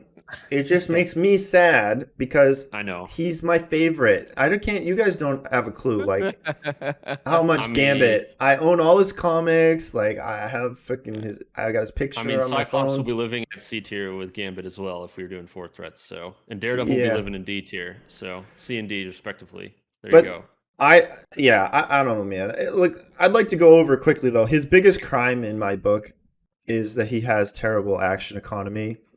The game is giving you this idea that you can do you get attacked, you do his little parting shot, and then he survives, and he doesn't have stealth, but hopefully the opponent doesn't have any more attacks or whatever. He probably should have stealth. But hypothetically, in this scenario, he survives, okay? Awesome. And, maybe your opponent doesn't throw something at him and instantly kill him. But somehow he lives. Okay, now what do? You're going to move once and then bow staff someone with 4 dice, probably push them 80% of the time, but it's not 100%. And God help you if he doesn't get moved, because now there's this really angry thing standing next to you. But you push them away. Arguably, pushing them away might ruin their action economy, which we discussed earlier on something like Black Cat. But that's his turn, man. There's no much more to him. It's just really unfortunate to me. I wish he had hit and run so bad. I picture in my mind, Gambit is an agile guy. You throw some cards, he does some crazy ninja flip thing, and then he's standing next to you. Then he bow staffs you. You get pushed away. To me, that's a good balanced character. His offense is very average, so I don't understand why they feel the need to rob him of. He's got average defense and bad action economy. To me, that's a horrible combination. Domino is high damage, but she isn't the greatest action economy either because she has to maybe move. But Domino hits so damn hard that even if you did have to move and shoot, she's going to still probably blast you pretty hard. Right. Gambit doesn't even have that going for him, man. So I could seriously do an entire podcast episode about what I have wrong with Gambit. But I'm happy. I think he's a C. I definitely don't think he's a D. No, he's not a D tier. He's a C tier, and he's not a B. Anybody that says he's a B, I don't know what you're talking about. The thing is the other thing that kills me about this character too is he should have he should be able to change his attack from physical to energy. Does anybody know? He charges his abilities with kinetic energy. Literally, if you watch him in the damn cartoon, since they're basing this off the 90s cartoon, what the hell does he do with his cards? He charges them up with energy and tosses them. So I don't understand why he doesn't have that option to switch from physical to energy. And the other thing is Chewie, I agree with you, but to rest this case, it literally on his card, I'm showing it on the screen, it has an energy attack, okay? So the card itself makes him a hypocrite. The card makes him a hypocrite. Spender, which is throwing cards as energy, and then his builder that is throwing a card is not energy. It doesn't make any sense. That's weird to me. But Kinetic energy is a physical force. Just saying. All right, man. All right. Okay. All right. I gotta. We don't. You gotta going with Gwen. Yeah, well, we know the love affair that is Mike and Gwen, okay? You guys have to get a room. But yeah, Ghost Spider is, first of all, let's forget rating. Probably one of the most fun characters to play in this game. I mean, if Gambit puts me to sleep, Ghost Spider wakes me up. This character is so fun to play. Even from day one, I was using aim lackeys to get a free move, and then she could do all her punches and move some more, and just all the cute stuff. You can do move, pull someone close to you, punch them, then she moves again, and then pull someone else. I mean, it's size infinite displacement. She's one of the biggest gotchas in the game. Yes, she is. Mike he's done it to me. It embarrasses me every time. But the guy says lifesaver, and you're like, "Ah, shit." And come on, how many other characters on here make you embarrassed? Show me. There's not many. It's Yeah, literally there's this not. character. Like, this character will make you feel bad about yourself. She's that Yep. good. She's mega control, mega mobility. Her survivability is not great at all. But if you play her correctly, she's probably range 4 or even further back because she's more behind another character like Miles or something. I don't know. Also, just tangent, she combos great with stealth because you're pulling people out of their attack range, and then now they're stealth, Yeah. and so you can't even do anything after that. I mean, I know Mike probably has 87 more things to say about her, but she's a damn good character. One of the reasons web warriors are as good as they are. Yeah. Yeah, Gwen's Look- awesome. AT She's there's ruined not many of really my anything. tournaments. Ruined many of my matches. I mean, I get lifesaver to lose. It's great. I constantly have to think about her all the time. I have to like sit down and like measure things out and make sure she's within 4 of a character so she can lifesaver them, and then I can't attack them. She ruins my action economy. It's great. It's phenomenal. It gives me headaches every single time I play against her. Yeah. I think honestly, this character, I have her at A, but I think she needs to be in a conversation borderline A to S, in my opinion. I think she's A plus.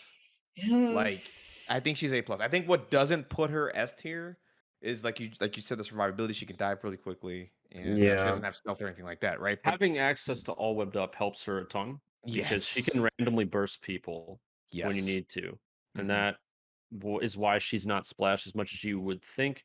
Also, things that she enables, a lot of game plans just like can't facilitate that. Yeah. Like web warriors create like a critical mass of like a bunch of like control VP stealing effects and like screwing up your opponent's action economy with lifesaver and troublemaker and slows that she helps with that. And a lot of teams like they can pull that from her, but they don't get the rest of it to like push it over the top, if that makes sense. Mm-hmm.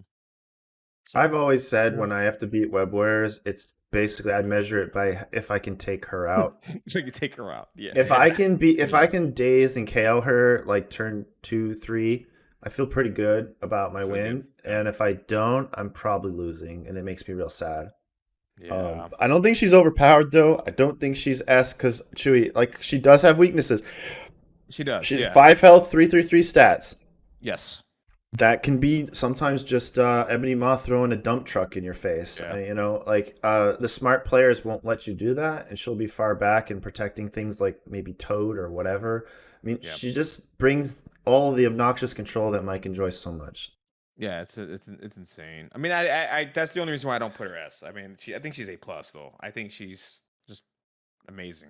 I think her limit is the how well you play her too, which is super exciting. Yes. Like, Yeah.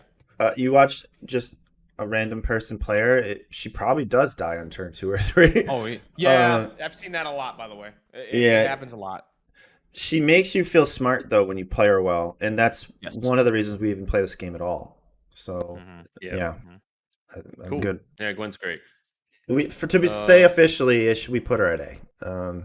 Yeah, for sure. 100%. I don't know, Mike. Real quick, why is she not an S? Did I cover it? Like her low health pool and I mean, she's not like played. She's just not game warping. Like, yeah, exactly. She's not played in every affiliation. Most people might consider her. We've always joked that when we played X-Men, she was always our 11th character. Yeah, Gwen's been my 11th character in a lot of lists. Yeah, she just doesn't quite make the cut all the time. That's what I'm saying. She needs like a critical mass of like disruption effects from other characters to make her what she does more impactful. Mm-hmm. Yeah. Okay. Is it Huck? I know Groot. Groot's next. So Groot's hard for me. I think he's B, bordering on A, maybe even A. I think it might be. This is tricky because he kind of comes as a package. He's almost like a Corvus Proxima right here. So I think even Groot might. Man, it's hard. I think he's pretty solid. Yeah, chat says if he's with Rocket, he's an A, but he's always with Rocket, right? Yeah, it's hard to say. I do think him and Rocket as a package are A tier for sure. Agreed. I think Groot's root and his durability are really good. Yeah, this is a tough one to. It's I can't. really I hard to can't gauge talk him. about him Yeah. without Rocket. I really Without can't. Rocket, exactly. And then is he Like- even a 3 threat? I mean, it's like cheating. Right. He's I mean, really more like a consider when you- 5, but Yeah, when you package characters like that, I consider it a 5 threat at that point. It's like you're bringing 5 threat. But- they come together when they're together. They're freaking amazing. So, Yeah, Norm- we should probably just consider Groot on his own for now. On his And he own, probably yeah. lives in B tier for that. B reason. tier on his own. Yeah, 100%. that's true because maybe someone doesn't want to bring him. Yeah, I mean, it's hard for us to believe, but it's possible someone could want to bring Groot solo in another affiliation or whatever. Yeah. I mean, you can play We Are Groot with just Groot, right? Out of affiliation. Yeah, I believe so. Yeah, That card's really good. but he does Groot bring a is like an Tactus API card. effect. He brings a Texas card with Rocket that Yeah, and is he has that card. absolutely insane. Like I think that card is the closest thing we're gonna get to all you got for the current future and right now. Yeah. What's the name of the card again? I always forget the name. Deadly Duel. Deadly Duo. Yeah, that card is multiple attacks Oh my god. for it's free bonkers. out of within activation, I guess, but still like I mean you're doing like 5 attacks and then you could Oh my theoretically God. do a follow me on that. So now Yeah, you've just added 2 more actions to it. right. I mean, guys, I might be willing to say A, completely biased, but because Rocket exists, I mean, yeah, I don't know. I'm willing to say he could be an A. I mean, he's played in a team that literally just won last season. Yeah. And even though we say he's 2 characters and 5 threat, yeah, that still builds like one of the cheapest teams in the game. Yes. it Yeah, does. I could definitely agree that Groot would be at A threat. A threat. Like A the tier, threat sure. isn't even a punishment. Like you're Right, doing right. doing Star-Lord, Groot, Rocket. Mm-hmm. Yeah, I mean, um, if we were ranking Rocket, Rocket would go in A tier for me as well. So Yeah. The only thing is we're kind of breaking one rule is he's not really splashed. But maybe He's- people are just wrong. I well, like is Rocket and Groot are splashed as a duo.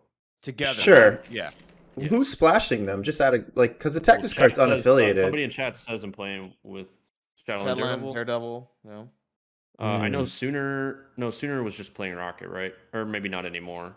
I don't know if he was playing Rocket Groot in his defenders list, but Yeah. we'd I've have to seen look Rocket at the Groot laying list. around in random places. Apparently, he's in a lot of Shadowland Daredevil lists. I That didn't. makes sense with the Tactus card to get 5 Yeah. rerolls plus follow me could be potentially like 7, or if you follow me to a rapid fire character, I mean Yeah. the sky's the limit, right? You could be rerolling Yeah, like 10 Good. plus, right?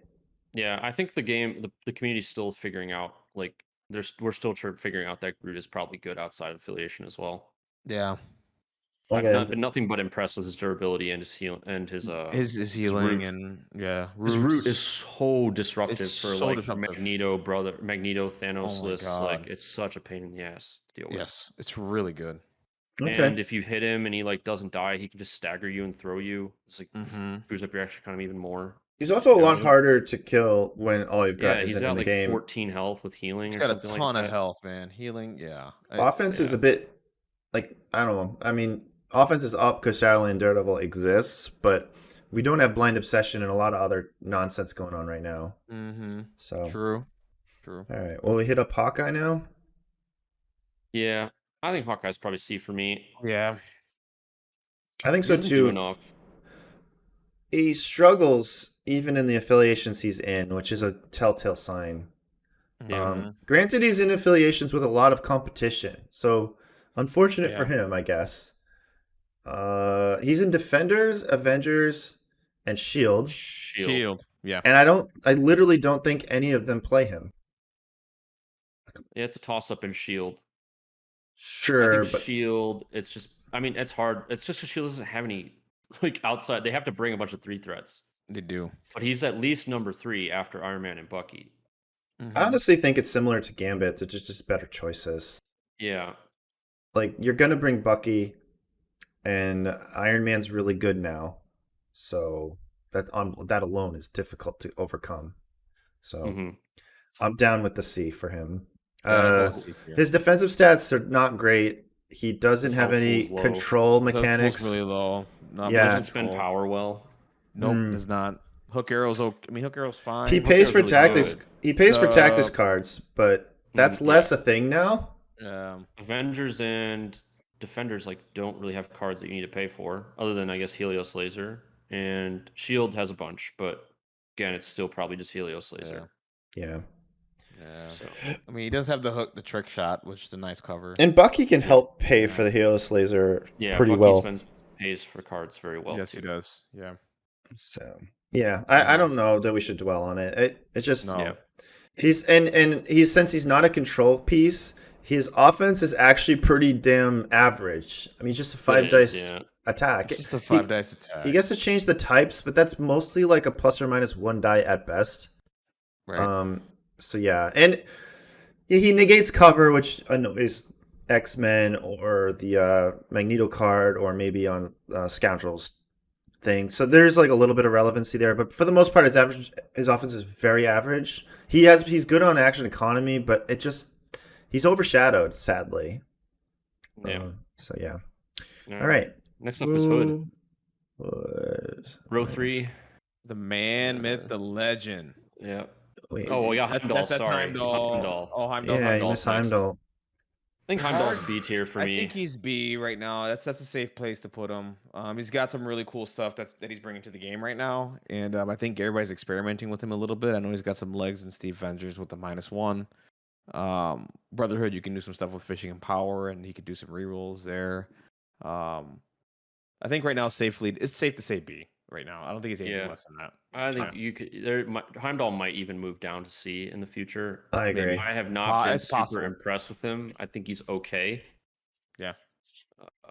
And I think he'll see play in Asgard because they need 3 threats. I mean, I wouldn't even be surprised if people bring Scourge over Heimdall.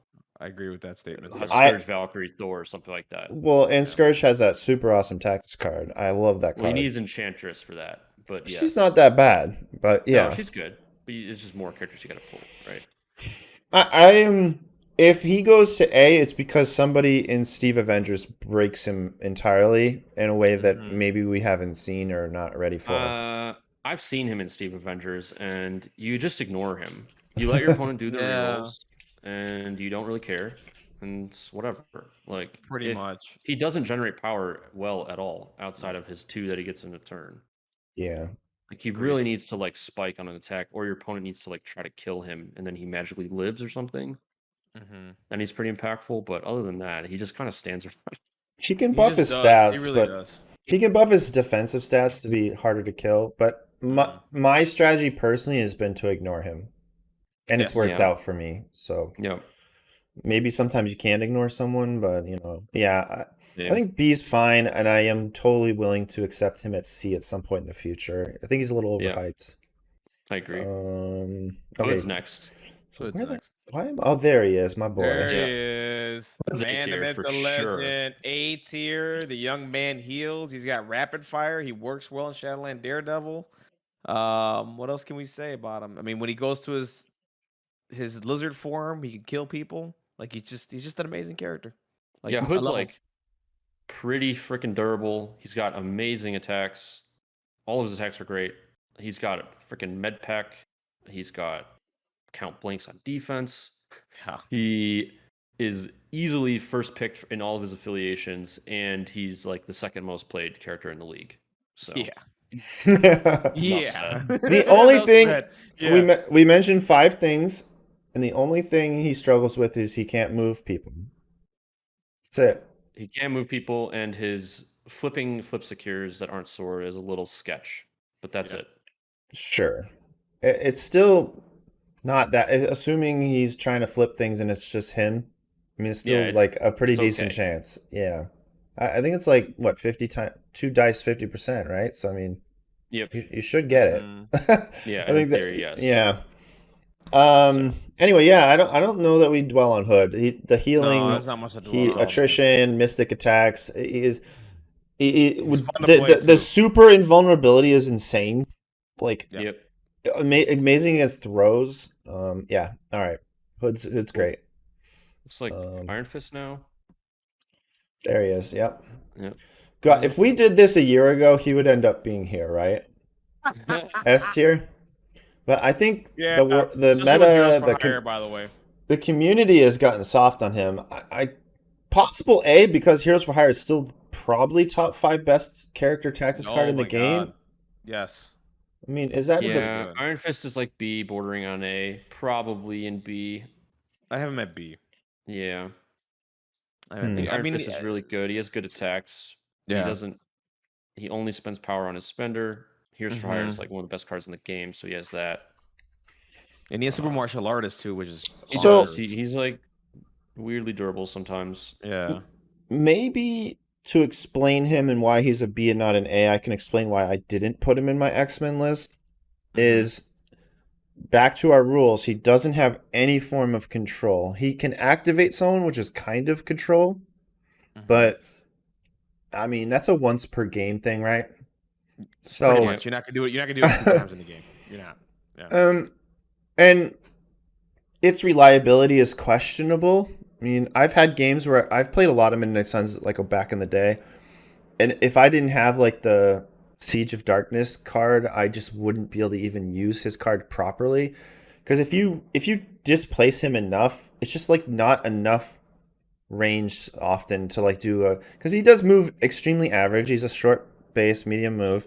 So sometimes you just move and you just aren't in range 2 of like that super annoying character, you know. But anyway, his actual attrition is very mediocre to, it's very average. It's like literally the very definition of average, right? It's average. He Yeah. doesn't have any boost in any way. His survivability is above average unless you're playing against Mystic, and then it's just horrendous. He's weak against throws, which is unfortunate. Yeah. So like I'd rate his survivability above average, but like with like asterisks. Offense Yes. very average, and then doesn't reposition anyone. So Right. really, Yeah. it's just the tactics card, which is a stellar tactics card, but I don't know that that like sells me on unaffiliated, picking him. Yeah, I agree with that. I mean, a lot of his turns are just move, jump kick, which Yeah. is like not the most impactful thing. Right. So, yeah, That's fine. he's good. Yeah, he functions with his kit, and his tactics cards is amazing. So that's where maybe he Yep. even could be arguably a C to a B. But yeah, all right, we can move on. It's like Iron Man. Iron Man. I think Iron Man goes to B tier as well. Iron guy. Yeah, he's B tier to me. Iron Man is His action just economy is kind of meh, but he's got a good attack. He's got Helios laser, which is good. He's He can- durable. he can move any size in the game. Yep. He could. Yes, he Yeah, could. how many people can say that? Yeah, I mean it's kind of weird because like under Steve's leadership, he's just kind of insane with like the fact he can roll the 6 dice attack Yeah. constantly. Mhm. Well, assuming your dice are roughly average, you're probably going to be able to just constantly blast things. He's Right. got not great action economy, but he's got the control and the durability. And mobility is very average, but he does fly. And yeah, what am I missing?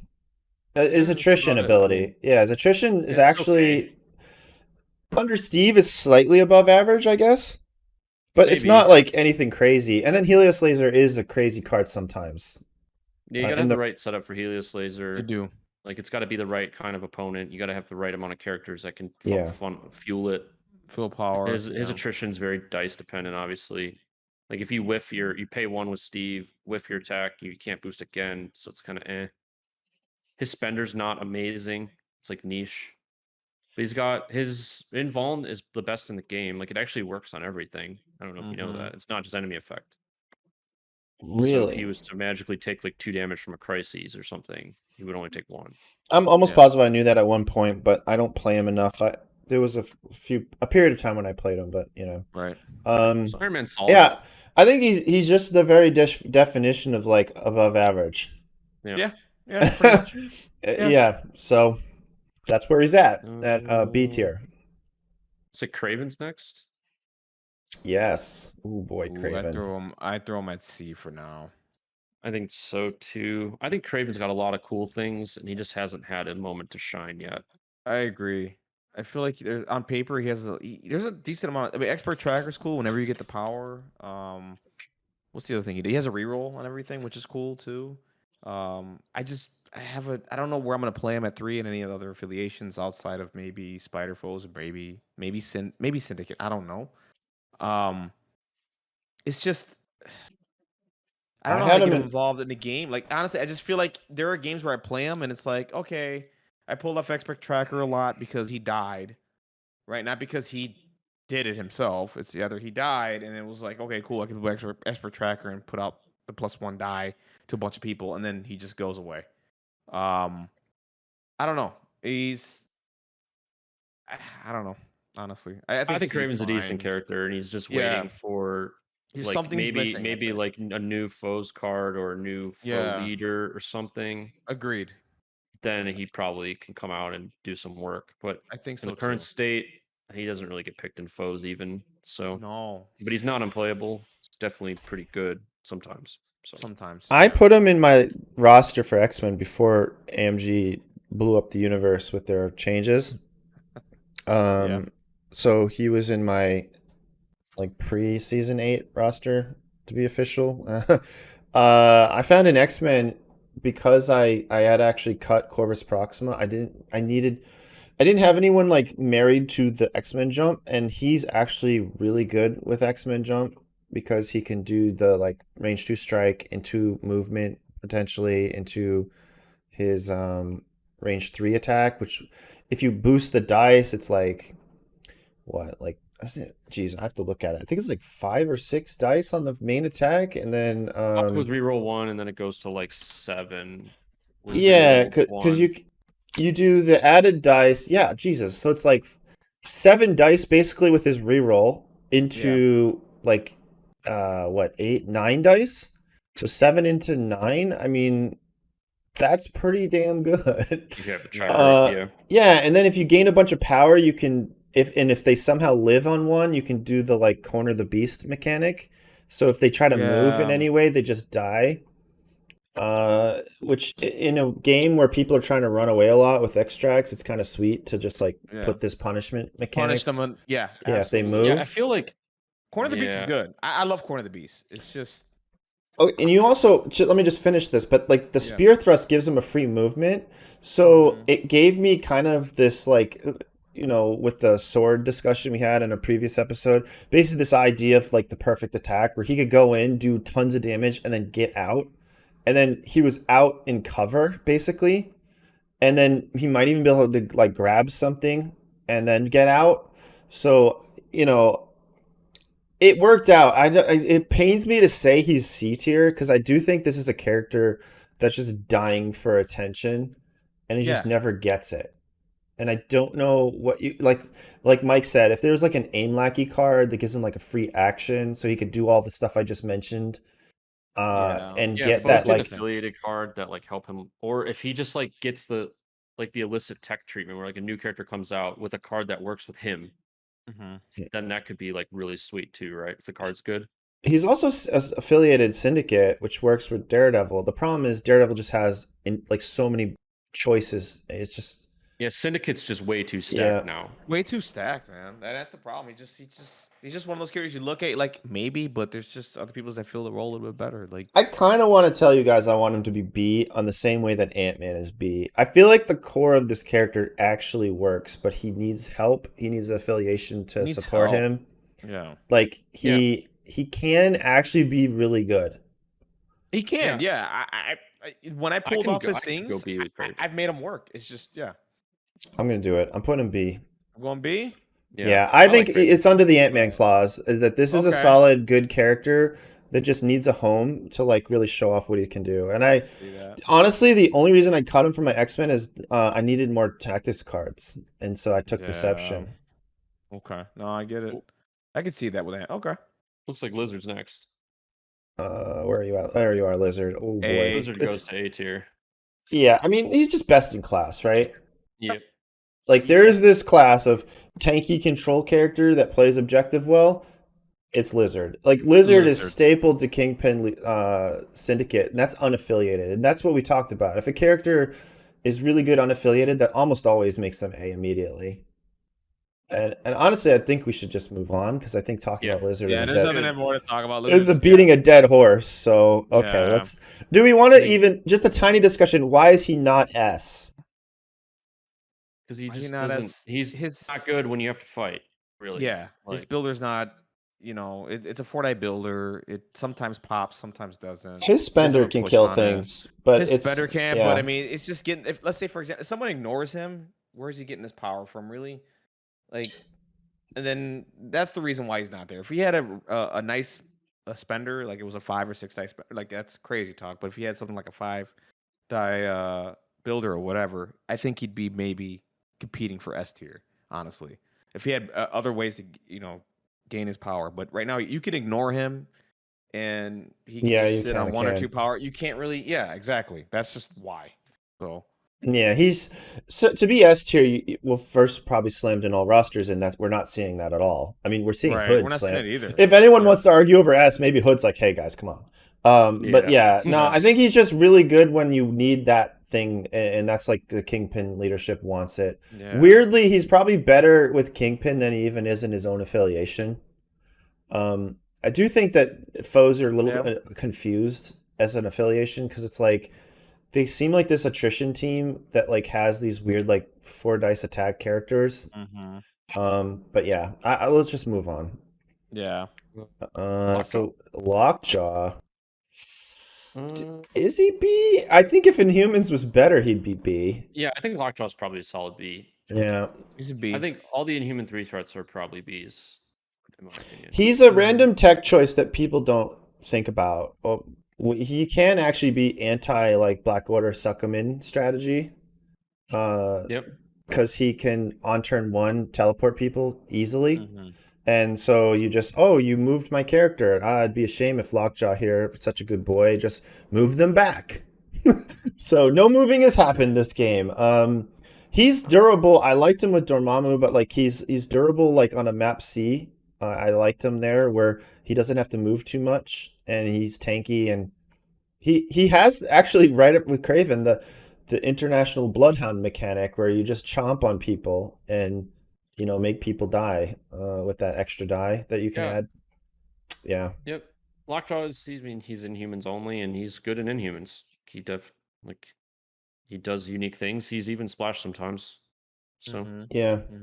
Okay. last minute save is probably decent nowadays. Maybe possibly slept on. Yeah. I don't know. How does last minute save work with rapid fire? Is that even a thing? Someone. Yeah, I think so. Could they keep the rapid fire on him? Like if you save that person, does the rapid fire still go off? BKO spend 3 place within 1 of Lockjaw. I don't know. I don't know, honestly. Yeah, sorry. This is how my brain works. I just immediately go into weird tangents. But that's a good one. I would just say Lockjaw is not a premier attrition piece, but he's actually above average with a great throw. And if he gets enough power, which he often does, he can do the like bloodhound thing and chomp on you. And his movement isn't great. His action economy is mediocre, but he actually can improve other people's action economy. It's kind of like he trades his action for someone else's, which is really good for some characters. Like, for example, just hypothetically, like a Magneto or whatever. He's got great durability. He's got the 6 health, the reroll.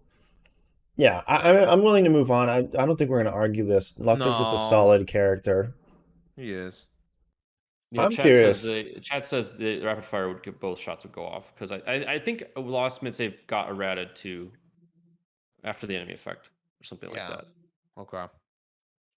Next is Luke Cage, guys. I don't know if he's A or B.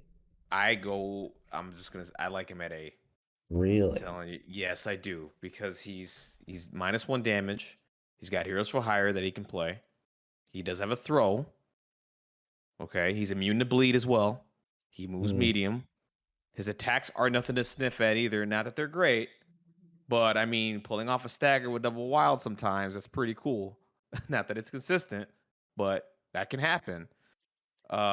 Sweet Christmas is really strong, and his survivability is just huge, man. I've had him survive a ton of crap. On top of that, if you can combo him with like magnetic refraction, on top of the -1 damage, and he has bodyguard. I didn't even mention he has bodyguard. Bodyguard's pretty good. Sneaks up. Yeah, that bodyguard sneaks up on a lot of people because it's within range 2 of the enemy and not within range 2 of your character. So when people attack, they they're like, oh, I'm gonna attack. Oh no, you're within range 2 of Luke. You gotta attack Luke. I don't know how many times Luke has survived those attacks and just saved a lot of my characters' asses. Like Yeah. I'm fine from at A. I think he's an A-tier Yeah. character. I think so. Cage is generally more impactful than Iron Fist these Mhm. days. I would also say, to convince me of this, he is splashed, and that's one of the telltale signs that something's pretty good. So yeah, actually, you sold me. I was gonna say B, but I'm now convinced it's an A. Yeah. Heroes for Hire is a hell of a card too. Hell of a drug. It's a hell of a card. It's a hell of a drug, dude. And it just gets better with Luke too. It's just an amazing card. Oh boy, Magic goes to B for me. confrontational card. I haven't played her enough, honestly. So I played Magic all weekend actually yesterday. Did you? Yeah, I like her. I think she's fine. I played her in Convo, obviously. Some people like her in X-Men. I do think you should be playing her tactics card if you play her at all. Okay. It's basically it's scalpel, but incinerates them on top of it. So like that's very good. Okay. Journey through Limbo, right? That's the one. Yep. Yeah, you should absolutely play. If you're ever fielding Magic, you just field that card with her, especially nowadays.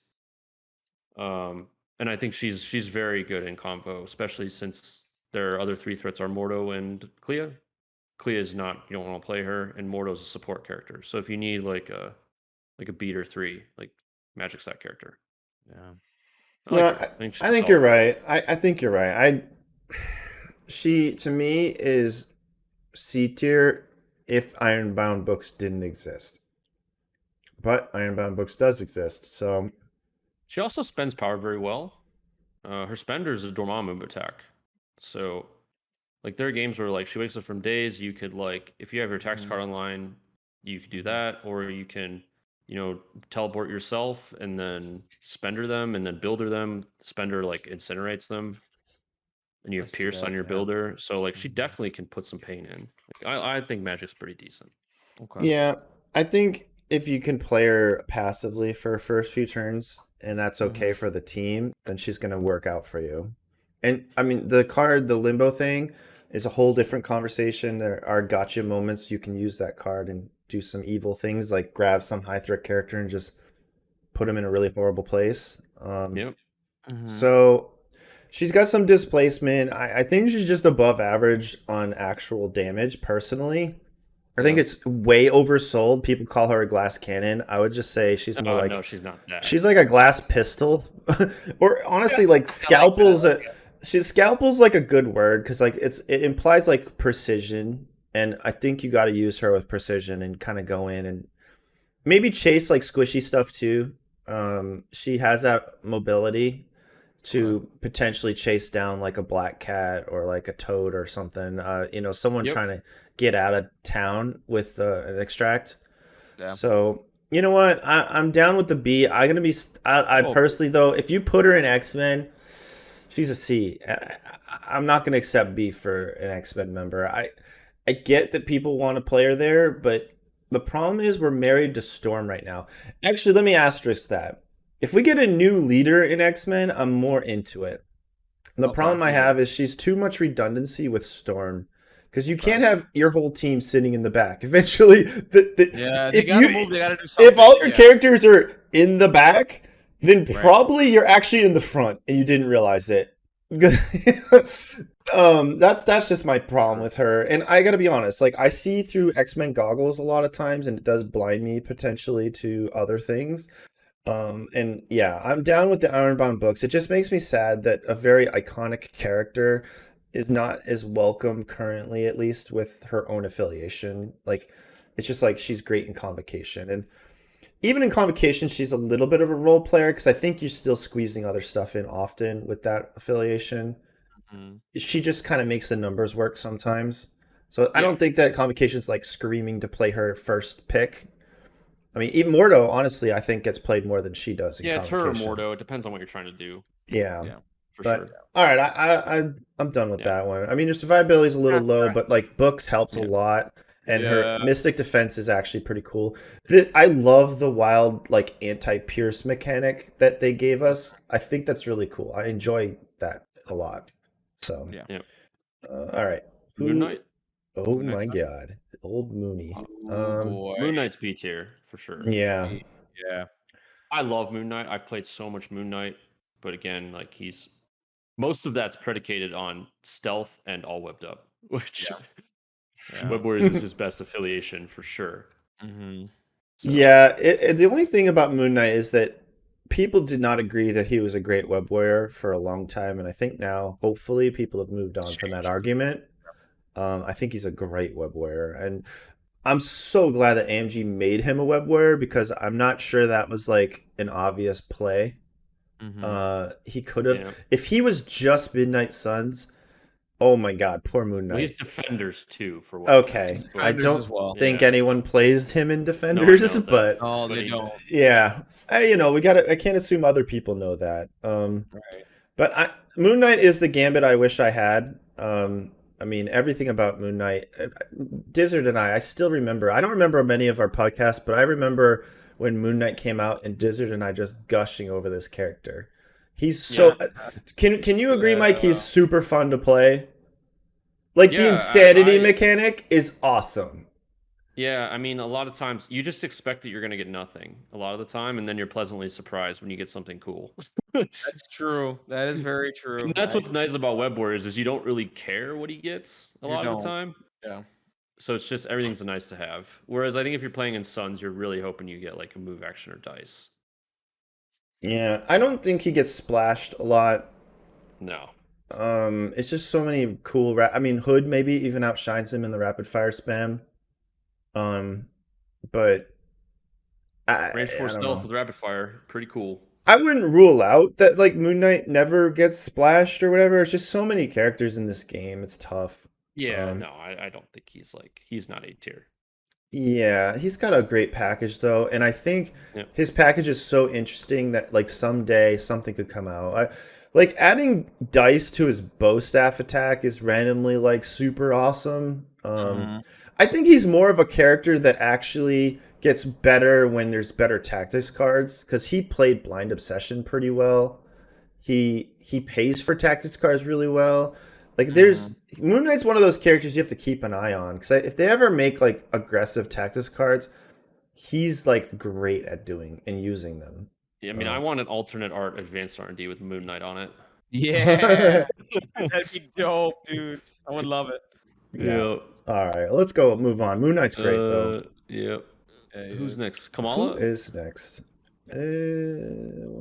We're done on row 3. Yeah. Okay. Yeah, I have no Kamala's a opinion. B. Yeah. Really. Yep. Yeah, there's no way Kamala's any worse than Ant-Man. So I think Kamala's really good, actually. She's just A in Avengers, where she suffers Ant-Man's problems in Avengers. Yeah. And B, she's actually really great in Inhumans. Okay. It's just the Inhumans have a very good affiliation. They have great characters, except their cards are crap and Black Bolt sucks outside of his leadership. Yeah. So like if Black Bolt was just better and maybe they had a card, like she'd be getting played in Inhumans all the time. Yeah. Yeah, I'm kind of down for that. She's got control. She's got actually killing power. She throws Yeah. stuff. Mm-hmm. Yeah, I don't know. She feels like definitely like another word for her, just above average, like almost like Iron Man-esque Yeah. with like the fact that her her Inhuman reroll just feels so good. Yeah, no, Kamala's really, really good. She just suffers like the home problem. Yeah, If she was A-Force, you'd play her for sure in A-Force. Yeah. 100%, like almost every game. if she's officially web warrior, you play her, right? Because like all webbed up is crazy. Oh, If you yeah, get- 100%. If she got all webbed up dice, it'd be Oh insanity. my god, it should be gross. Yeah. I don't need that in my life, man. I don't need any more shenanigans, dude. All right. I remember you Kamal's lost OP. or no, you beat Hell. What was it? And Hail you played Cannon. Hail Cannon, but his like Marvel I remember was like doing serious work. Yeah, Kamala did like 13 damage to my She-Hulk in like one turn. Yeah, Yeah, it was that's ridiculous. crazy. Yeah. All right, so moving Mystique, on. or no, Mysterio. Mysterio. See? I think he's Okay. overshadowed just so much. Mobility is terrible. He does have control, but literally no killing power. His health is like good until it's not. Good. I remember I played against Mysterio with Dormammu, and it was just dumb. I could always afford to pay like the cost. And it's just like he's got That's one hilarious. defense. Oh Yeah. my gosh. Yeah, I could see Mysterio and see. I mean, Grand Illusion's really good nowadays, Grand right? Illusion's really good. I think that they pictured Mysterio playing with Green Goblin and Green Goblin's leadership, and they thought it was better than it actually is. Yeah. I mean, or Daredevil's leadership, right? Daredevils too, because Criminal Syndicate, right? Yeah, it just if I don't know. My thing is, it's the mobility with him. Like he either needed to get a medium move or he needed to be on a big base with a small move. That's it. Like the mobility just kills him. It just Okay, he's here not hard to kill either. He's not hard to kill. I know people are like, "Oh my god, you can do that." I've played enough of Mysterio. I've tried him in Spider Foes. It doesn't work. I don't care how many people tell me. I've tried it. It doesn't work. It works in Criminal Syndicate a little bit with Kingpin's leadership. It does not work with Spider Foes. It doesn't. Okay, give him a medium move and 5 dice attack. Yeah. He's immediately like possibly even A, right? Yeah, absolutely. Yeah, and there's nothing wrong with that, right? Like if they just did that, I'd be. I mean, and we even is that even an argument, right? Like that's No. really good. I just Yeah. he feels to me like I'd only want to play him on like Gamma and like maybe he's actually kind of weird on demons because like if you put him down to 1 die, it's still 1 die. Like you can't incinerate him any worse than he's already incinerated. Oh god, and we forgot the best part. He is so bad at pay to flips, and the meta is very pay to flip obsessed. Yes, he is horrible on pay to flips. There is no Mystic pay to flip right now, so he is terrible on pay to flips. Absolutely awful. I think he's a C, bro. Anyone, Mike? Yeah, No, he's I a think C. I probably agree. I will say Mysterio is S tier for fun though. He's probably one of the most fun characters in the game. 100%. If Yeah. every game was just how to have fun, I'd play him in a lot of lists. And his mini's pretty great too. Yeah, his sculpt is awesome. Wally, I'll tell you right Yeah. now, if you play me with Mysterio and do that, he will not play the game. I'll tell you that right now. I do think, yeah, like I'm just Kraven, gonna Mysterio, Ock are all about the same for me, and they're all like BC somewhere. So Yeah, we're nitpicking hard. a little bit, but okay. And he does have a crazy good tactics card, but again, it's only good on a few scenarios. Like, it's just like whatever on map D, you know. And yeah, you can only play it on like Demon's Gamma or something. I'm a little biased because when I played against it one time, I was playing MODOK and I literally just bowed him into the corner, and it was like, okay, bro, you go do your Misty thing over in that corner. You're not bothering me right now. But you know, I don't really play MODOK anymore. I'm sure I just play other characters that. And he has I will say his stealth is probably one of the best uses of stealth as well. Yeah. Because like you can't do anything to him unless you get into stealth range, and then all his cool stuff happens when he's in range 3. So I don't know. I don't know that C is like I don't mean it to be a horrific knock on the character. But honestly, look at the other characters that are C. Like I don't think he's like so much better than any of them. Right. I don't think he's that much better than Hawkeye. I don't think he's that much better than Gambit. I mean Drax, I can see where you can play Drax over him. Ock and him are about there. Yeah, I'm not saying you'd play him for the same role either, but I'm just saying Doc Ock, Drax, and Gambit, Hawkeye are all like reasonable characters. It's just not as good as the Bs and the As. Yeah, exactly. Yeah. I don't know. Mike doesn't look convinced, but I guess. Yeah, I mean, I could honestly I could honestly throw Ock and Mysterio into B, but nah. I still feel Ock should be in B, and then Mysterio, Kraven is somewhere BC. I don't know. Sure. I don't see Kraven enough. It's just kind of like theoretically, I kind of feel where he is. But Mysterio, I have seen him a lot, and I've never been like, oh my god, Mysterio like dominated this game, right? Exactly. I've never really seen that ever. I could definitely say that about a lot of the other characters in the B tier. Mm-hmm. Yeah, like for sure, Domino, Magic, Kamala, Moon Knight, Ant-Man, Mordo, like all these characters, Iron Man, Iron Fist. I feel like Beast was my B tier in my game this week. Yeah, Beast had a great game this week. Yeah, absolutely. All those characters I've seen just do they have like really great games sometimes. And Mysterio, I've never seen a game where he's I've like, holy never shit, like seen Mysterio dominated. No, and in fact, I've I've seen never cut seen games with Mysterio where I was like, Mysterio did nothing that game. Yeah. There's absolutely nothing, and he just sits there. And it's like when people tell me, "Oh my god, this was Mysterio," I'm like, "All right, man, you got to show me, and you got to prove it to me that Mysterio could do something like that." And is it legit? I don't know. Like, All right, let's go to a character that does win games, Mystique. yeah, baby. I think she could be I think A. Mystique's A tier. He's an A tier. Deception So- just over the top. I wasn't there to witness it, but I heard that in Cabal there was some hot tricks where you like Red Skull Mystique to the up, and then she can like without activating, take people that go for middle extracts, and then pull them into like Cabal death lanes. And I mean, obviously she's a fine leader. She kind of helps Brotherhood with a little bit of their Achilles heel. I'm playing her in my roster, and I think she's great. I love the fact that with martial arts plus cover plus stealth, she's just always protecting herself.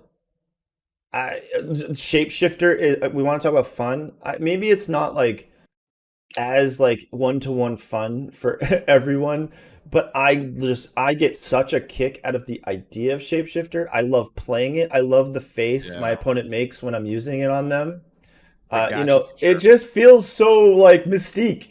Like, she For me, literally- but not for thee. Yeah, Exactly. Yeah. I just love the idea that like they're just like perplexed. Like she says no to Odin's blessing. Like she's just so. Oh my god, no brace for you. No I brace, she mean- turned off a lot of shit, man. And it's like 1 in 10 games, maybe even 20. But when I can just move and blow up something and kill someone, I love it. And people never see that coming either. You just do like move, explode a lamp or something, and then the person dies. 2 damage, yeah. I love it. Love But that. Shapeshifter for sure. It's just like, oh baby. She's got Yeah, survivability. She's got mobility. She brings an awesome tactics card, which also gives some form of control. She makes the opponent taxed like crazy. People stress when you have deception. Yeah. And they have to stress as long as you didn't use it. So if you can save that thing till like turn 4, they're gonna stress till turn 4. I mean, Yep. I don't know, man. I don't think she's even close to S, but she's solid A for me. Solid A, yes, 100%. All right, moving Yep. on then. Yeah. Okay. Yeah. Proxima, she's at least a B. I'm willing to say A. Well, I don't That's know, hard guys. now. Yeah, It's it's Corvus the getting nerfed yeah. a bit Married to again. Corvus, so The I think, let me just say this. I think Proxima's cursed to be one of the best characters in the game that people see in one way only, and it will it hurts her. Because she still is insanely survivable. And yeah, I remember, Mike, you at one point were like, I could just play this character in Web Warriors. Like, I don't even need Corvus. I just play her and as my 5th 3, and like, I mean, I think Proxima could probably just go to A tier, honestly. I'm down for She's it. just really good. If you can, even in affiliation, is anytime a character splashed, right? That's automatically a red flag for A, right? Mhm. And I think we will always think of her as like play with her with Corvus, but she brings mobility, action economy with her teleporting. She's survivability is great. I don't know what else what Let's think about it this way. We put Groot in A tier, and he's with Rocket all the time. Fair. Proxima definitely comes with Corvus a lot, and Yeah. I've played her by herself. Like other people I've seen, she's been played in Sam Spam without Corvus. I've seen that a few times. So Okay. like, yeah, I think Proxima's pretty safe A. Yeah, All right. she's really good, man. Long mover, survivability, pretty good. I like her. Anyway, If she had some kind of push, it would make her S, but she oh my doesn't. god, Yeah, I don't know if she'd be S, but she definitely beats for sure A. Like not even a debate. yeah. I don't know. I mean, you had a character like with all the things she's got, and then you give her some kind of You add a push. push, I don't know. Yeah, assuming she doesn't lose what she already has, but yeah, we can move on if that's fine. Yeah. How about old Punisher? Punisher, I love this character. I really, really do, man. Like he just doesn't have a home, and it pisses me off. I he think had it's a home, possible man. he should be played in Shadowland Daredevil. Yeah, I mean, Sooner was doing it. Yeah. And it was working just fine. I mean, with the whole his tactics card's really good too for gaining a victory point for just for killing a model. What is it? Yeah. Blood Red and Personal. Blood Red and Personal. That card's good. He Uh, synergizes with grunts on yeah, the fallen, is it right? right. And his rapid fire. Yes. The other thing is too, his rapid fire has no condition. He just gets rapid fire, guys. He just shoots. The That's only it. downside is that if you vanish the ninjas, you don't get a punishment token. Yes, correct. So there's that. Yeah. But outside of that, I mean, he's got his place with he can advance small with 2 power. I mean, you can get advanced R&D power onto him, and he can just advance small and then be within range, probably just shooting somebody. Um, that's some pretty good action economy right there. If you can get the power onto him, he should easily get 2 power. The only thing with him is, his survivability is whatever. He doesn't have stealth, which he whatever. Um, but outside of that, I mean, I love this character. I mean, I can't stress it enough. I really do. I just wish he had a home, man. Seriously. Like, I hate the fact that he doesn't have rogue agent or something. Granted, he might be Yeah. busted if you gave it to him, but that's his only downfall for me. I mean, and he doesn't have any rerolls on defense or anything like that. But outside of that, I love what he does, man. What I'm did a you? fan.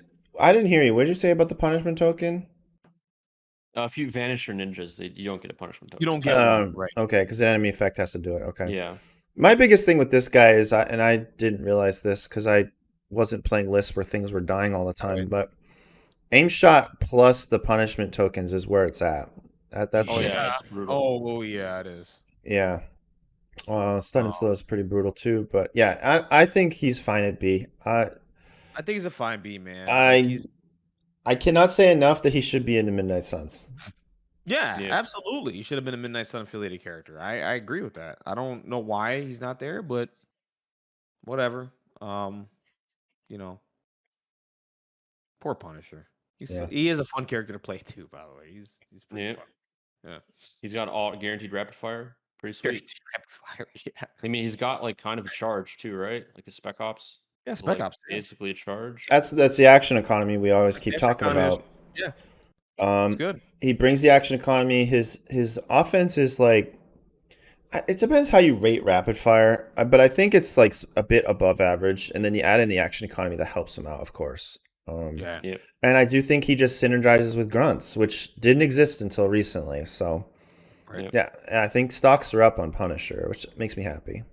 Makes me happy. Let's move on. Quicksilver? Yes, Quicksilver. Oh boy. I think he's also B.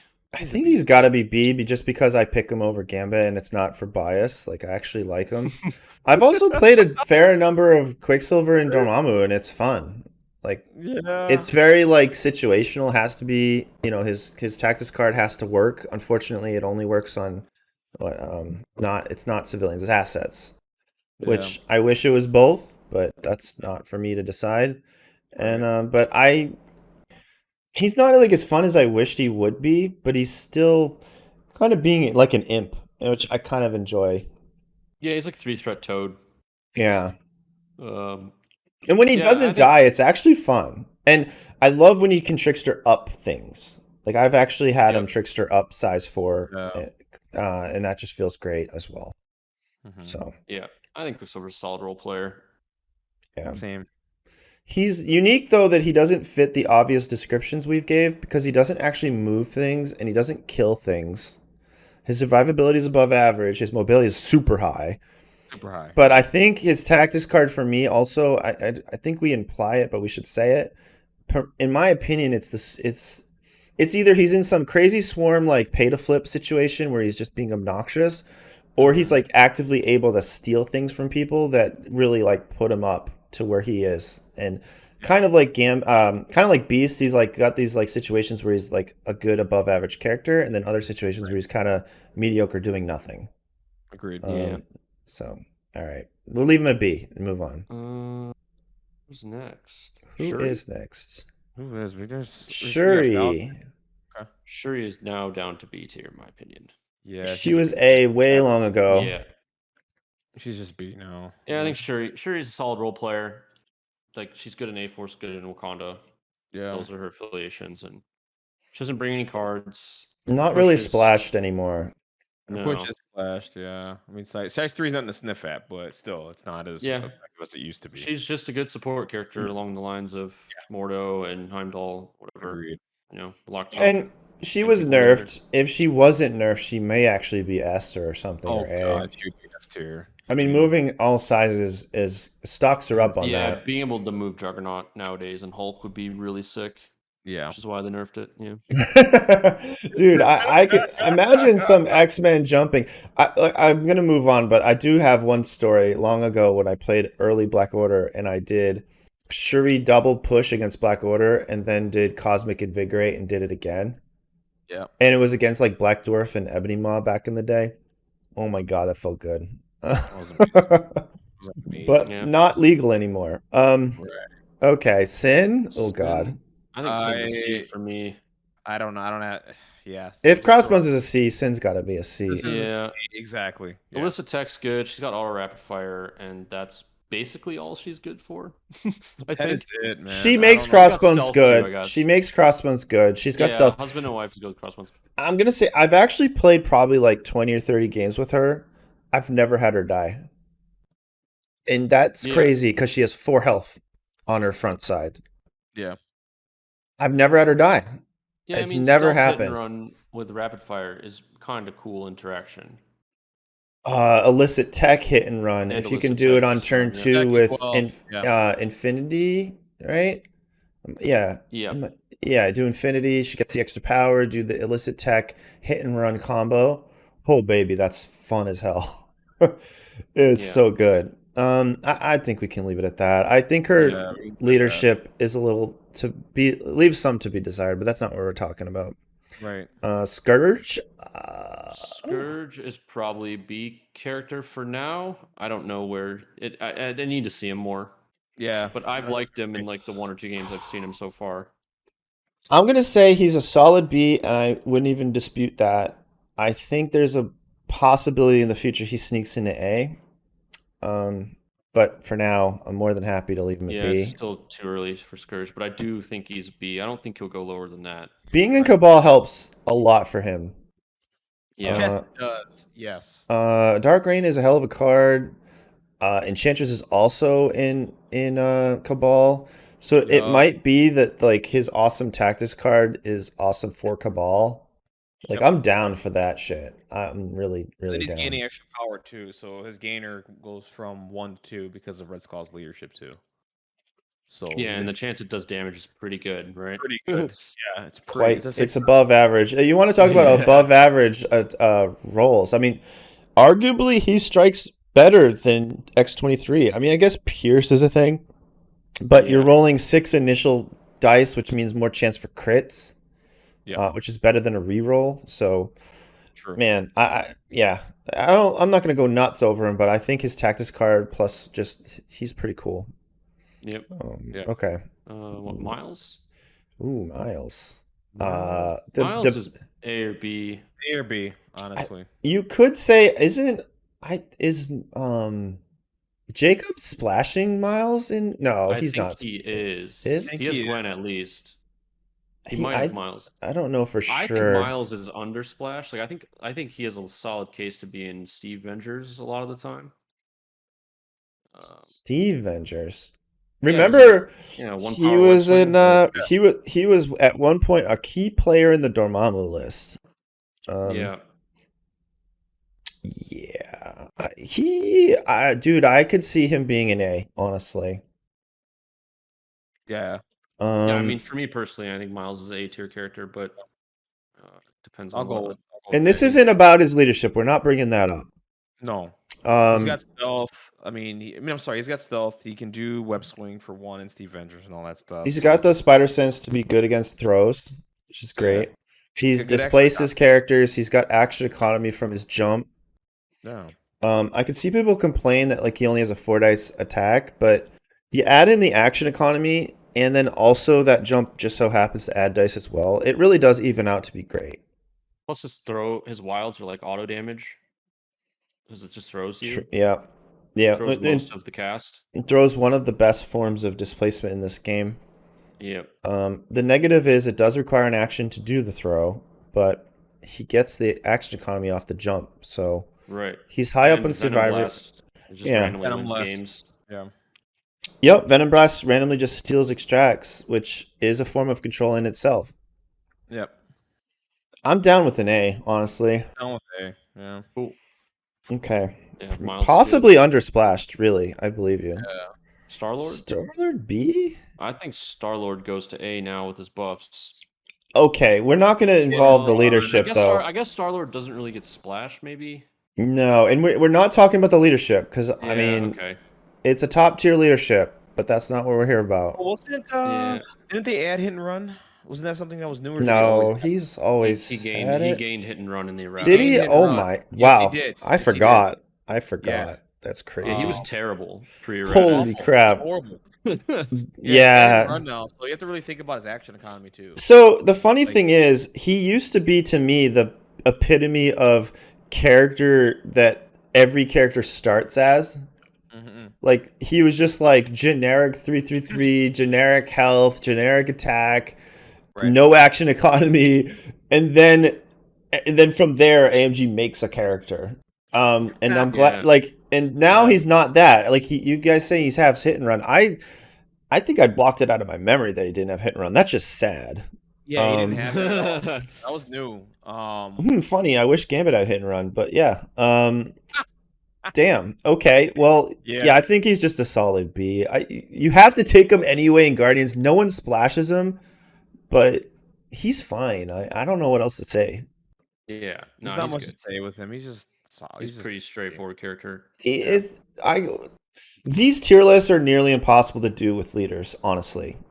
And actually, when we haven't got to Storm yet, but Storm's next. the fact that Star-Lord is never splashed and you have to take him in affiliation does make me question if he should be a C, because like in a weird way, he and Hawkeye aren't that much different. But okay, let's just look at our C tier real quick. Has a spender. Okay. Big deal. How about this? Lucky. If we look at our current C tier, is he better than all of those characters? I actually think yes. Yeah, I agree. Yeah, I think he's appropriate at B. Okay, they're fine. Yeah. All right, I'm gonna recap real quick. It's like Crossbones, Deadpool, Ock, Drax, Gambit, Hawkeye, Mysterio, and what's her name? Sin. Yeah. I'd say he's just a bit above them all. Hit and run sells it for me. I love action economy, range 4, and instant energy attack. Yeah. Okay. All right, we're doing Storm next. I think Storm's got to be a C. Storm's not a D. We actually discussed how she's better than Clea. The range 4 helps. Blah blah blah blah. But I mean, stealth, Storm sitting next to Sin. Like, I actually don't see them horribly different. Storm does have the throw, which Mike and I have memed out of our minds, but it is true that throw does win games. But for most of the game, Storm is like sitting in the back like a 2-thread. Yeah. So, yeah, I could go B or C for Storm. I think that's where she lives. That's where she's at. I think B is a horrendous stretch. If you just erased her leadership and somehow did like a Doctor Strange mind wipe on the whole community, I think people would infinitely complain about Storm. Like nobody would be like throwing Storm into anything. No. I mean, honestly, Storm is just like pre-nerf. Storm is pre-nerf Iron Man in a way. Pre-buff Iron Man. Pre-buff, sorry. Pre-buff Iron Man, yeah. I wish they would. I don't know. It's just I think Storm's a C, and nobody is taking Storm if she's not a leader. Right. Yeah, I think I agree with that. I agree with that too. All right. Supergiant. Oh my God! Here we go. I think Supergiant goes to the bottom with me. She's at a D tier for me. I'm sorry for everybody out there that their feelings are hurt about Supergiant. I'm sorry. She sucks. She moves small. She has a small base. She doesn't have movement shenanigans like Mysterio does. At least Mysterio has movement shenanigans. I understand she only takes 1 damage physical attacks, but if she's playing an objective, if she takes 1 damage, she drops an objective, so then she's not affecting the game that way either. And she has no other way to get back in the game once she's thrown. Cool. She stops pushes. The best thing I've seen Supergiant do on the table is just shut Venom down, which is hilarious in itself. It's funny. I mean, it's Because cool. Venom can't really kill her because he can only ever do 1 damage to her. Right. And Venom That's can't cool. pull anyone because she shuts it down. Yeah, that's cool. I mean, I think that's cute and adorable. Yeah, but that's it. I haven't seen her do really anything I else. haven't really seen her do anything else. She might have some play on Gamma because she denies pushes, but again, I'm gonna say it again, throws are better. So once you throw her one time, how is she gonna get back into the game? That's my problem with her. And if she's not doing anything outside of that, what is she doing? That's my problem. It's not. So Yeah. let's go over it. Yeah. Mobility, the worst possible. Worst in the game. Survivability, reasonable against physical, but actually trash against energy. Well, it's just average. Just 3 health, 5 average. Dice. Yeah. Sure, fine. I would define that as average, but I think competitively average isn't good enough personally, unless you're like I guess a ranged attacker, her but she's like durability range is- 3. She's range 3 with no Durability is stealth. definitely above average. Yes. Okay, that's a fact. but As a package. it's funny because she's like nigh unkillable, but then also just like super killable. Like Yeah. against Guardians, she's just score points. toasted. I think she just okay, well, let's stick to the thing here. So she doesn't move people really. She does stop her own team from being moved situationally, but it's only pushes. It's only pushes.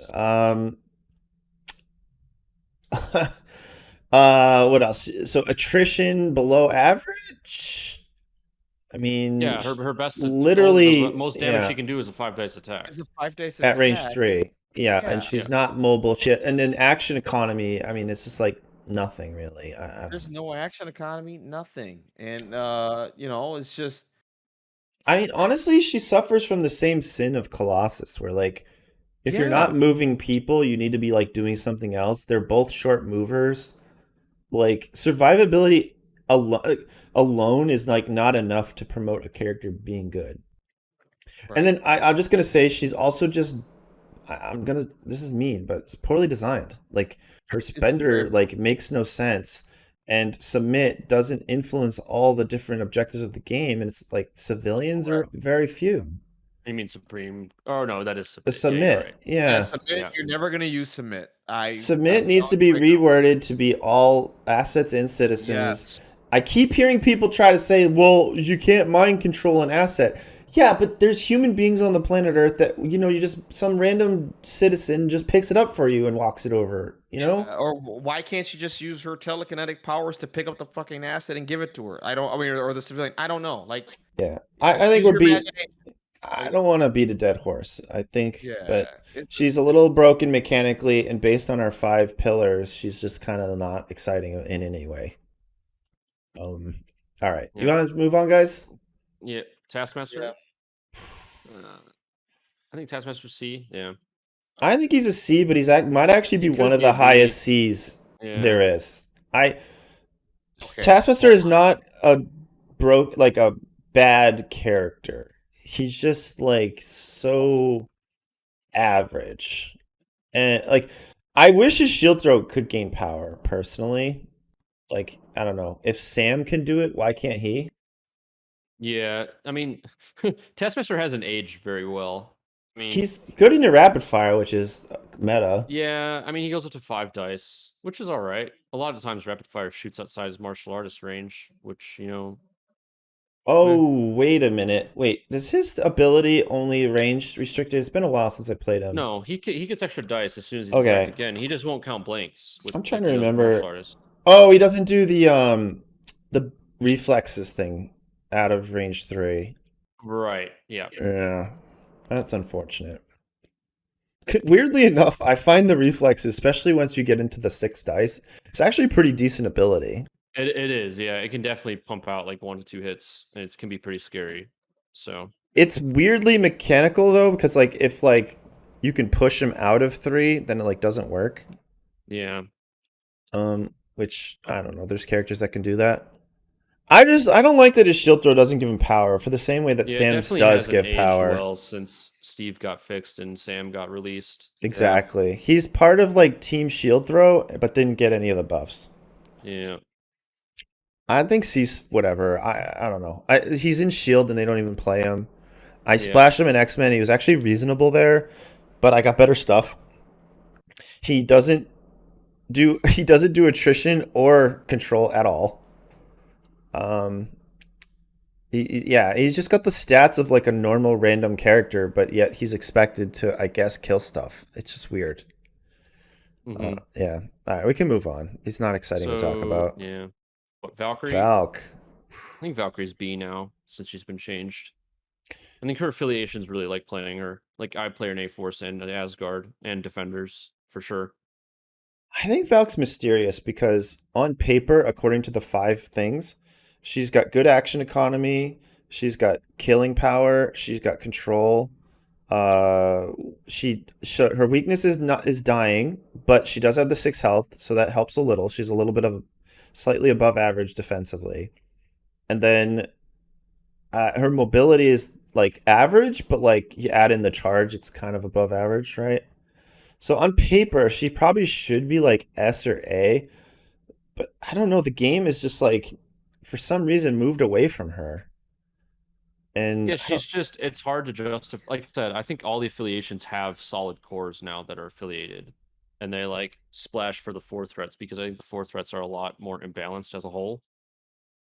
okay. And So So her it's like- problem is like people just don't want to splash her, but and her role was the most splashed character for a while.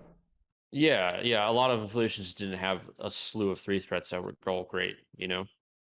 Yeah, I mean, if you look at our current A tier, it's kind of just like more specialized characters too. And though she can kind of do everything really well, she's not like a specialist exactly. Mhm. I don't know.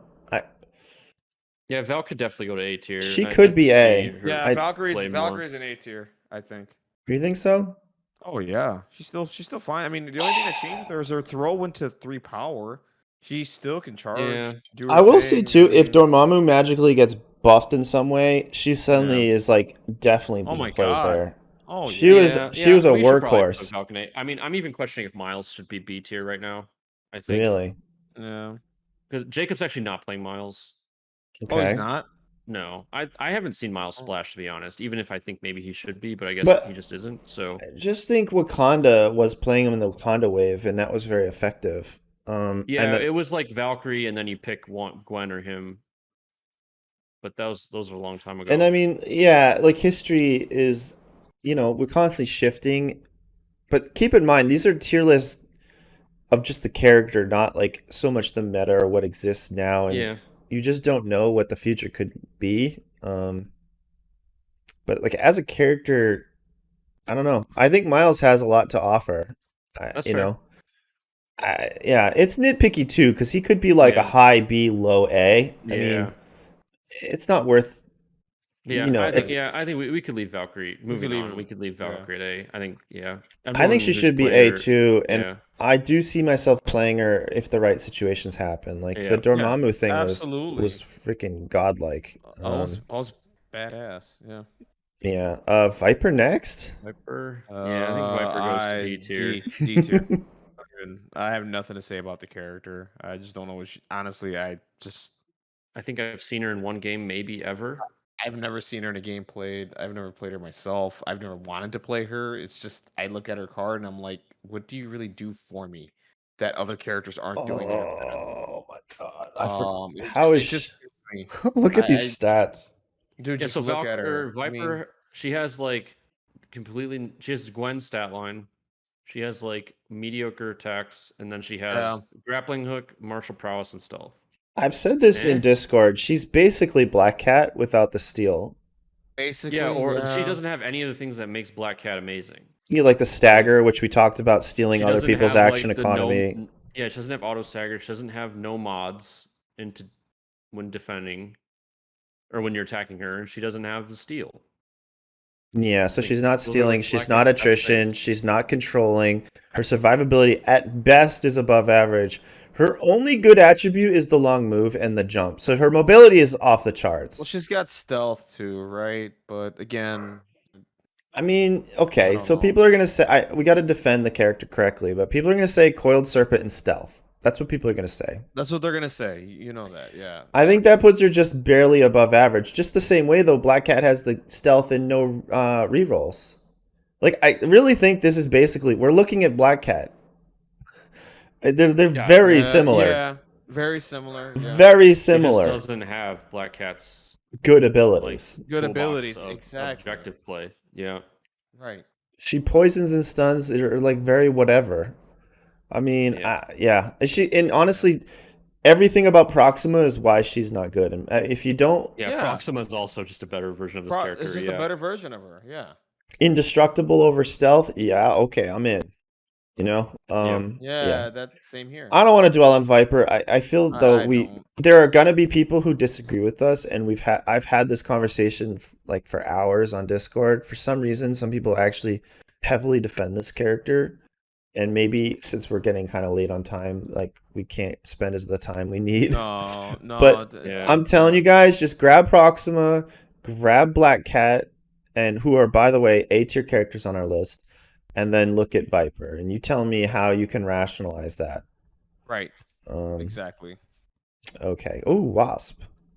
Wasp, I've played her a couple times, man. She's growing on me a little bit. I think Wasp was probably B with Ant-Man. I think they're very similar. They're very similar characters. Wasp transforms and can move long. Funny thing with her, like what you can do, like you know how Toad has his little thing right now where you can just go up, grab an objective within 2. You can transform, move long, and do her energy attack on Toad. Now here's what's interesting. For builder, the character does not That's gain cool. power. Yeah, you see that, bro? Toad can't slippery. Yeah, Toad cannot slippery. So this is a Toad counter. If you guys are watching, this is a Toad counter. So you're going to see a lot of Toad. So you can literally transform. Well, I've done the math. I've done the measuring and all that nonsense. They have to be really cute with their thing. And I guarantee you they're not going to know what Wasp does. So I guarantee it. Trust me. They're not going to know. They're not going to know. Now, here's what's crazy. All you care about is doing a couple of points of damage. Toad doesn't have rerolls or anything like that. You can literally set up the kill with another character by throwing something at Toad or whatever. But that first initial thing where you're doing an attack, he can't slippery, so he stays right there. So, just saying, dude. And you can even cooler. You can move another character into range, and then you could activate Wasp transform long move attack, build power, pin particles into Toad. He just dies. You get now. I was gonna mention that too. Pimp particles, yes, dude. There you go. Now you got it. So man. I'm telling you, I right now I got her in my brotherhood list for a bit. I'm trying out because I want to do the whole pimp particles thing. I think it's fun where I can get an extra throw out of an activation. You know, when people piss me off when they block all my throws for some damn reason. And then, I could at least get another throw with pin particles if she's within range of Magneto. So Magneto could just go and throw something else for free without having to spend the tax. So there's that too. I've been having fun with her. And the other thing with her is too, when she's in her mini form, she does have rerolls. She can reroll everything. And she has stealth. So that's another thing too. Well, defense and dodge, not everything. Defense and dodge. Yes, correct. I'm sorry. Defense and dodge. But it's still pretty slick. I mean, it's still pretty slick. Yeah. That's actually better than Spider Sense. I mean, there's no negatives. You can't turn it off, and yeah, you roll all your dice instead of 2. Yeah. But yeah, my local has been playing Ant-Man and Wasp like exclusively, and he's loves them. I'm having a blast right now. He did really well at a big local at Bug Eater on like the Sunday tournament that for people that didn't make cuts. And I think he top 3'd playing like Ant-Man Wasp with like Red Skull and Kingpin or something like that. So I played against Ant-Man and Wasp back in the first $100 draft game against, it was Nate from the Gamers Guild. And I still won because I think I stole something and got away from him and basically turtled up for a while and then literally ran away, and all I had to do was score 1 VP and I win. But it was the most epic game because both Ant-Man or Wasp, running away from those characters, it was a losing proposition. If that game went on 1 minute longer, I'm done. He almost tabled me. I had 1 character left at the end of the game. Right. Because those characters are just like bullet barraging and flying at me, man. There's no way Yeah, out. yeah. The thing about her though is like her objective plays whatever, but she's there for her little, niche little things that she could do. I have fun playing with her. It's been a blast, and she has a throw, but two, by the way, at her Yeah, large so it's like size. size 3 or some crap, right? Size Like, 3, yeah, dude. It's size Uh, 3, and she chucks it medium, I think, or Yeah, small. I she can't. throws size 3. It's Jesus. It's range 2, throw Yeah, medium. dude. Yeah. So think about it, man. Even Yeah. feathers I over. played her with A Force way back when A Force was first announced, and I loved her Wasp Fury, and I loved dumping power on her. 6 Yeah. yeah, dice, Wasp Fury is range Steel 3. Rush. It's energy Steel Rush. Yeah, and, exactly. Yes. and that's actually more 'cause she transforms too. Yeah, and she transforms. Yep. It's Yep. crazy. She's all over the place with that card. It's just 2 power. It's literally, yeah, like you said, it's like 2 Steel power, Rush man. plus the Nothing. transform. It's Yeah. great. Yep. I like her a lot, man. All right, we'll leave her at B. Yeah, absolutely. Just tough because A Force is not in a great place. Imagine if A Force just got like a Yeah. new leader and just all of a sudden you Oh, can play all this. man. Yeah. Oh man. Crazy. All right, who's next? War Machine? War Machine. I I think War one of Machine's living in C tier nowadays. C tier now, man. War Machine's rough days, man. He was only good for a minute because of all you've got. And all you even got, that, yeah. even that was also Sam's leadership helping him out and moving. Yeah. Right. He was basically like a hyper efficient, low cost Enchantress beam machine that Yeah. used and all he you've was got. magically affiliated. And he Yep. gained power a lot, which was like a Yes. big deal for that. So I guess we'll run down real quick. Bad action economy. His beam is cool, but it's physical, which is like the easiest defense to block in this game. So it's like ends up being like instead of focus firing, you're spreading your damage, and you're not generally. I mean, you always could spike, of course, but generally it's like a little bit of damage here and here, So you're now like helping your opponent get power and not actually killing things often. His survivability is fine. I mean, it's pretty good. It's great. I mean, invulnerability is good ability. But he has no displacement. His mobility is very average. So, like it just doesn't equate well. Like Yeah. if you're gonna play an attrition piece, you want like an above, like super strong, well above average attrition piece. Yeah. And he literally doesn't offer like anything else. He And he doesn't have the Well, action economy to support it either. Plus, he like empty the clip was so much better with all you've got because you were gonna die anyway. Yeah. So you didn't care.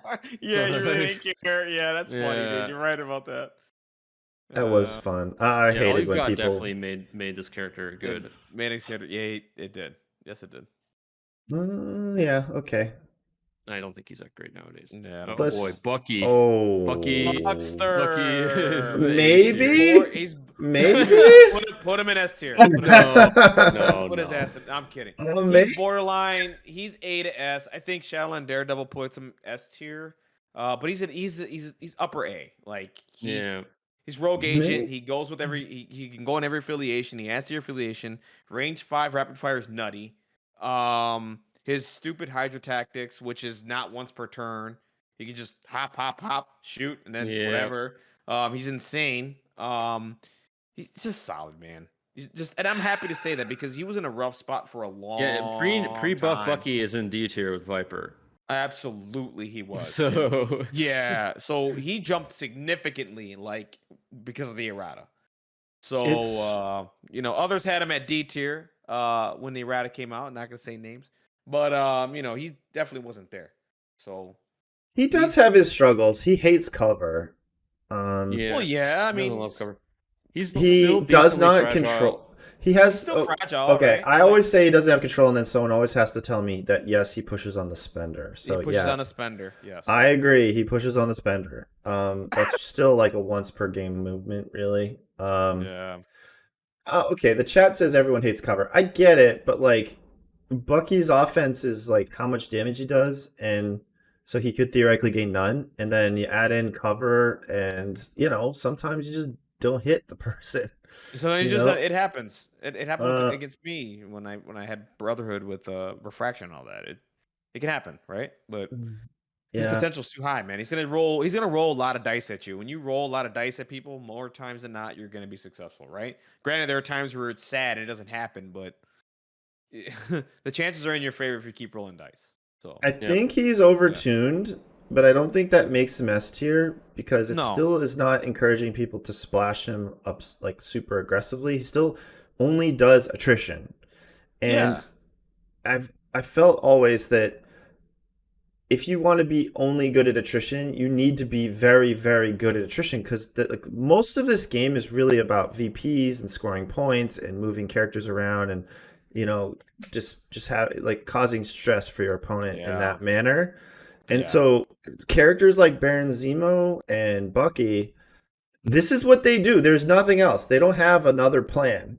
Like their plan is kill you, and if they fail, then they failed in their plan. Then they fail. Yeah, exactly. So he has great action economy because the Hydra tactics is crazy, and we all have current and probably future stories about how nuts that ability is. He has great action economy in that he gets free attacks when his teammates go down, which also combos with grunts really well. His range is crazy. His survivability, though, is very average to sometimes below average, right? Yeah. Because of the 2 Mystic defense with no real defensive tech at all. So he's definitely a bit of a turret.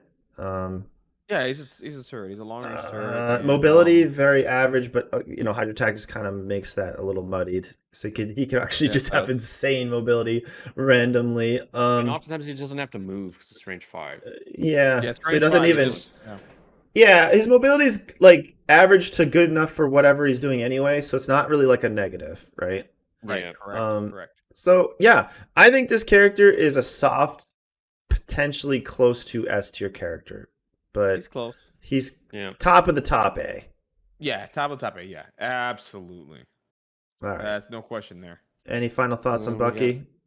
No. Saving the best for last. Oh man. I feel like 23 is A tier. Oh yeah. Throw her ass in A. Anything to say about why she's not S tier?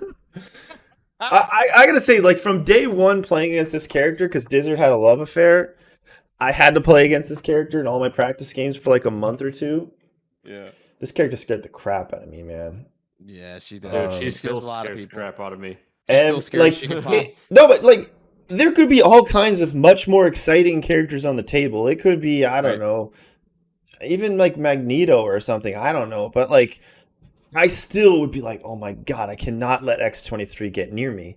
I remember one game, again, luckily Herbs is gone, where this X-23 grabbed an herb and I was like, run away. Everyone just get out. Because like now you're rolling 5 to 7 dice with a reroll and she gets to move off of it. So she can't be staggered and she can't be, what was it, staggered and slowed? Slow, yeah. Yeah, I'm just like, I do not want to deal with this. Just run away. I literally was like, X-23, you can do whatever you want over there. I am not going to even bother you. I do not want to go over there. Right. She's a little Ginsu knife. Yeah.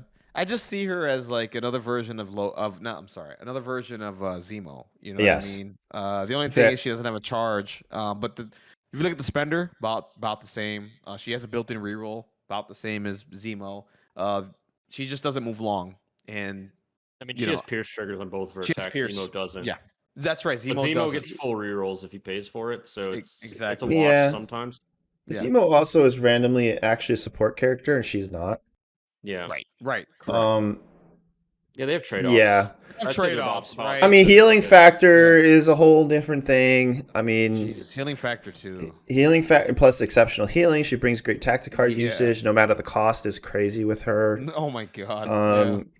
I think her and Zemo are a great example of two of very similar characters, but I don't think either of them are S tier. I just think they're doing what they do. Slice and dice, you know? Yeah. I love their mobility. Yeah, I love their mobility. They're above average survivability. Zemo does have the 4, Western Europe or Eastern European mental defense, where she's, I guess, American, so we're dumber. So just 2 mystic defense. They're bedroom training. Yeah. I mean, if you guys question that, I mean, just go and look at all these Europeans. They just seem to all have this extra mystic, and we're just like dumb Americans, apparently. But But yeah, I don't know what else to say. I love the death X-23. I love her to death. She's so probably fucking not cool, S man. tier because she's not splashed really heavily, but I mean, I've seen her in Guardians, and she definitely has earned her A spot. Yeah. Yeah, no. For If sure. anyone's close to S tier, it's Bucky, and I don't think he breaks it yet. Yeah, not yet. Mm. He's Yeah, it close, though. remains He's to be damn near seen. close. Bucky is pushing the limits because really the biggest thing is like the Hydra tactic should be once per turn. It's like if you gave Zemo like 2 charges a turn, I mean, like that would be insane, right? Like, Right. yeah. I gotta Or say, like looking at this tier. Oh, by the way, are there any more 3 tier? Is that it? we're Or is there done. one more. Okay, so like looking at this tier list, man, dude, there's a lot of 3. Like, there's a lot of good variety at 3, man. Like, if you really look at this, Yeah, 3's in a good list. place. 3's in a really good place. Now, granted, I mean, you have 3 D tiers but that's 3 out of how many characters that we don't think are viable or just any good. Like, I can make there's an at least argument like for 50 characters here, and they're all at playable least- except for those last 3, I would say. Which absolutely, yeah. yeah. It's insane. Like they're in a 3's just in a really good spot, man. Like, that's awesome. That's awesome to see. Yeah, the That's game my is take, really AMG's done a great job of fixing the bell curve a bit. Just really like even the C characters are like not unplayables. Right, they're you not know? unplayable. Yeah, Um, absolutely. Like I can still see myself just even grabbing Deadpool and Zemo and literally Yeah. splashing them in any affiliation together and Right. having a good old time just doing bang bang bangs with rerolls. Yeah, absolutely. Um, Like I had my little thing with Doc Ock earlier, but like I can still see myself playing him and doing some cool stuff with him. Yeah. So I mean, I've played a lot of Sin and Crossbones with illicit tech, and it's still good. It's just, they're just a little bit below curve, and I really, really want some of these characters to get buffed. I mean, Deadpool is probably like top 5 most popular Marvel character of all time. yeah, he is. And It's so kind of a shame where he's at right now. seeing him where he's at is unfortunate. Very. I have extreme bias towards any mutants that are in the C tier. And if they were to, be bumperoonied, I would be happy. Yeah. But hey, a majority of the game is up in A and B, and what more can you ask for, really? Right, a lot of variety. Yeah. So I don't know. Any final thoughts, guys? No, I think it's a pretty solid list. I'm excited to hear everyone who disagrees with us, aka not. Oh no, I actually would love to hear I'm it. excited, man. I love the debate. I want Yeah, to no, for hear. sure. You know what? I definitely want to hear what people think about Doc Ock, because for whatever reason, Mike, you're sold on Doc Ock being a B. Yeah, and- I think Ock should be in B tier personally. He's the only one I feel on this list, and I think maybe Craven is a little remains to be seen. But I have Those seen. two, I guess the one thing for Craven, the consolation is I've seen him have good games. Yes. I've played him Which- into you, and I feel like I did great. Yeah, he had Yeah. a really good game in that game. My And thing like, is- I don't even is- think my dice were that good. I remember I had like some seriously yeah, weak he ass whiffed. dice. Yeah, and And then I had like Yeah. maybe one big. I had like it was like 7 dice attack, and it rolled out like 6 hits or something. I was like, all right, there it is, and I took a character out. I feel like that's the difference. And honestly, I do feel like Ock should be in B. I've seen Ock have good games. Ock has well-laid plans, etc. Beast is like very similar to Ock. They're like almost the same character. I can see Beast that. is in B. But I named why he's B. He's got the 2 power ability. A 2 power Gotta throw reroll. means that you got to turn 1 throw under Steve. Under X-Men, you use first class, and you're using it next turn without even doing anything. Honestly, like It makes a difference, Doc Ock- Mike. Yeah, if Doc Ock had a 2-power throw, he'd be B for sure. It's just it's expensive. Yeah, they'd have to nerf it, but I think Um, it would be better for him to have a 2-power throw. They'd have to I think nerf so, it. too. Yeah, Uh, all right. I It is gave what it you, is. I'm and not Beast is super better attached to it. at dodging and throws. Flat out, you can't even argue it. It's like he's Yeah. literally better. Yeah. You give me 4 dice plus full rerolls on those 4 dice, and you're gonna tell me like Beast is not above the curve, and he's getting the skull thing, so he gets power back even when he's Well, dodging. Well, Now, Ock- obviously, Doc does that too. Yeah. No, I know. Listen, I know Ock does it too, but the point is, Beast is fueled by power to protect himself. where Ock doesn't even get that choice. Ock doesn't get to spend I could go power. either way. It's not. I'm not super attached to it, but I do feel like Mysterio probably deserves to be in C. Yeah, Oh. Mysterio's in C. It for me. Well, he's I in just C. haven't seen. Yeah, I know that. I'm just talking about these Spider-Foes characters because they're a little. I was like, how do I feel about it? But yeah, I think we nailed Mysterio. I have not seen Mysterio have like a stellar game ever. Here's Even the thing though about like on paper he should be awesome and his card Yeah. is good and everything. And we agreed he's very fun to play. Like, there's no Here's- question. Yeah. Here's what I love about Mysterio the most. We all say that, but I always hear stories that Mysterio did this, Mysterio did that, Mysterio blah blah blah blah. I then play them. Mysterio does none of those things. And then when I play, I played against them, like, and Yeah. I never see him do any of those things that they talk about. So that's the part that gets me the most. Is like, please show me, like, show me where you did this and give me the evidence because I have never seen it. I will defend Mysterio in that. Okay, his tactic card is insane if you can't move him. He's actually super obnoxious. It's basically Bitter Rivals, but even better. Oh yeah, And we all agree Bitter Rivals was insane. But my God, forget that yeah. card, which is really good. The only time I've seen Mysterio really be insane is when the opponent's already winning a lot, and I would describe that as a win more. Because what ends up happening is he's like holding an extract or something, or maybe even like an extract and he's on a back point somewhere, and I need to kill him. But that's when he's super obnoxious because he's like, when he's obnoxious, yes. You move next to me, so I run away, and then like I'm now out of range of stealth, like or I'm in stealth, and then like what are you gonna do? You move again, then maybe you attack me once or something, and then he just moves back on the point, scores his extract, and scores the secure or whatever, and like they win. Like he's like that's the only time I've ever found him to be a kind of annoying. Is like that like kind of win more scenario where I really need to like get him down and they're up on me, and then he can play that style of game. But if he's like the one who has to go get me, yeah, I don't see that happening too well. It never happens, man. I'm not trying to be down on the character. On paper the character has a lot of stuff, but the small movement thing just kills him. It really does. The funny thing was that I don't know who did in one of my live streams. They mentioned something about Mysterio doing some stuff to Juggernaut, and I was like, "Are you telling me that was my latest one?" It was like Mysterio does well against Juggernaut. I was like, "How?" Yeah, I don't know about that. I'm like, "How?" I'll move. You'll do your tricks and traps. That's cute. And then I'll push myself, and then you'll take a damage, and then I'll just punch you. And then what are you gonna do after that? I'm in your face now. Even if you like, that was one of the funniest ones I saw, and I was like, you got to be trolling me, I think. But anyway, I don't know. I think Drax could be arguably a B personally if you go with more like an X-23 Honey Badger kind of Guardian spam roster. Drax I don't know. is like one of those. I don't like know. He does a lot of good stuff too, man. Yeah, I would say, and I'm gonna snap a screenshot actually of this. I will say when you actually look at the tier list done, and you compare the characters to each other, they actually feel similar in my head as well.